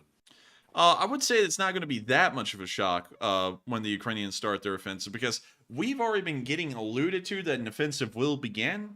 And of course, I'm not going to mention much more on that, because, that's going to start getting into things that may be a little bit precarious. But I would say that it's not going to be that shocking, because they've done this before and it's done incredibly well. So with that, I hope that answers that question fairly well, and we are on to the next one fairly well. And we actually have another super chat, this time from Trister1, who puts in a $5 donation and says, I read the Patriot isn't so good with missiles and was meant for planes. Didn't do so well overall against Scuds, ? Let's see. I believe, if I remember correctly, the Patriot is it was made for missile interception, but let me see if it was. Of course, Wikipedia is what it is. let's see, manufactured hardware system phase array, which is backronym. What the hell is a backronym? Let's see, replaced the Nike Hercules. In addition to these roles, Patriot has been given a function in the U.S. Army's anti-ballistic missile system. The system is expected to stay fielded until at least 2040. So it appears that you were right. It actually appears that it was a secondary mission for the Patriot to be able to intercept missiles. But from what we know in the Gulf War, it was largely successful, at least in the shoot-down rates that were publicized. It was largely successful in shooting down Scuds in its first iteration. And then I believe it was the like the MIM-3 or the MIM-2s that were able to shoot down, let me find it was the PAC 2s and 3s that were able to shoot down almost 100% of all the Scuds that were fired from Iraq and towards U.S. forces. So in its original iteration, it didn't do that well, but from what we know, the PAC 3 and the PAC 2s were very capable of shooting down anything, whether it be missiles or aircraft. So with that, I hope that does address the comment fairly well. And thank you so much once again for the support, Trester. You were right, though, and I will have to correct myself on that. Its original goal was anti-air, not anti-missile. And with that, we are on to the next one, and thank you for clarifying that. All right. And the next question goes to Linda Vickers. He says, has Ukraine mined the territory near the Belarusian border to stop any and all warcraft from entering? They have. We've heard about that a good bit. We don't know how extensive that is, but they do have minefields laid out in most areas of the Belarusian-Ukrainian border now. So with that, I hope that answers that question fairly well. And we are going to answer 2 more questions tonight. And so with that, we are on to the second to last question of the night. And this question goes to John Luke Sills, who says, what do you think about this? Danil Solyev, the propagandist's 21-year-old son, is working as a model in London. Yeah. Did you know that? He sends youngsters to die, but not his son. Did you know his that? son's a model? Yeah, did you know that? Like a fashion model or something? Yeah, it was found out today he's modeling in London. Well, I bet that won't last much longer. Oh, no, it will. It will. Because, you know, they let stuff like that slide when you're up in the inner circle of the Russian elite. But yeah, I did know about that. I was going to report on that today, but I decided not to because, you know, it leads us into watching his stupid show. And I was like, I don't want to watch his show today, so I didn't include it. But yeah, I did see that, and I think it's funny as hell that this guy is sitting there talking about, every man needs to die for Russia. They must die for Russia. And then his boy, my boy, go to London. And he goes to London. You know, like, I think that's just the stupidest thing. If you're gonna say something, you gotta back it up. You gotta back it up with actual action. If you believe that every man and child ought to go fight on the front lines, you gotta send your own son to go fight in that war. You know, or else you're just all talk and no bite. So with that, I hope that addresses that fairly well. And we are on to the final question of the night. And so, who is the lucky last person to throw in the lucky last question of the night? And that viewer is going to be the sunken grave. But Enforcer, I don't want to repeat this on the stream, but do you see what's going on in the chat, like what people are saying about his son? Yes, we're not going to comment on that, though. I'm not going to comment on it either, but that's kind of interesting considering, you know, the guy's positioning. But the question, the last one, goes to the sunken grave, who says, how aware are each side's movements of troops from the other side? Would it be possible for the Ukrainians to move an overwhelming force to a flank without detection? It appears that both sides are fairly aware of what... Well, actually, I would have to disagree with that. It appears that the Ukrainians are fairly aware of what the Russians are doing because they have the wide and broad support of practically every single military satellite in the West behind them, which provides them with a lot of intel and information that they wouldn't otherwise get. The Russians appear to be in the dark about what the Ukrainians are doing, unless if they get a tip-off, and then they kind of get an idea of what the Ukrainians will be doing. But we've never seen the Russians react properly to any Ukrainian offensives. It appears that they're completely blindsided by them, which may show that they lack the proper abilities to conduct reconnaissance and intelligence gathering to know what the Ukrainians are doing. However, the Ukrainians have done a fairly good job at countering anything the Russians have done and also showing where Russian forces are building up. So I would say they're not on par. It appears the Ukrainians actually have an advantage due to the United States, Britain, and France supporting them, which have a lot of military satellites, and the Russians are at an inherent disadvantage in that regard. So the Ukrainians could, going off of this, conduct successful offensives like they have before in the Chuiv and Kherson area and completely blow the Russians away. The Russians, however, have never been able to do that beyond the opening days of the war. So with that, I hope that answers that question fairly well, and it is time to round out tonight's stream. I thank you all so much once again for watching. If y'all did enjoy, make sure to hit the like button, make sure to comment, and make sure to subscribe, because we keep this news running every single day of the week, 6 days a week at 10 p.m. Eastern Time, letting you all know what exactly is going on in Ukraine over the past 24 hours each and every day. And of course, I thank every single one of y'all once again for watching, for supporting this channel, and also, we can't wait to see Joseph back tomorrow. And so with that, thank you all once again. Good night, take care, stay safe, good luck, and Slava Ukraini. Slava Ukraine, Heroam Slava, Green from Ukraine. Good night.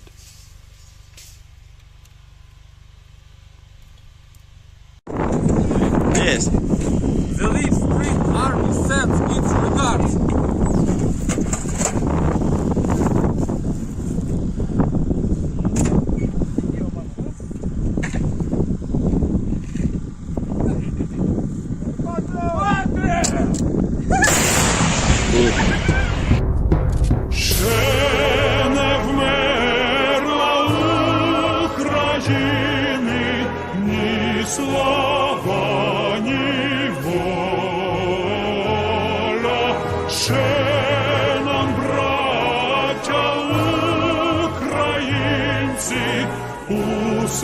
Усміхнеться доля, згинуть наші вороженьки, як роса на сонці, запануємо ми, браття, у своїй сторонці. Душу й тіло ми положим за нашу свободу і покажем, що ми браття козацького роду. Душу й тіло ми положим за нашу свободу.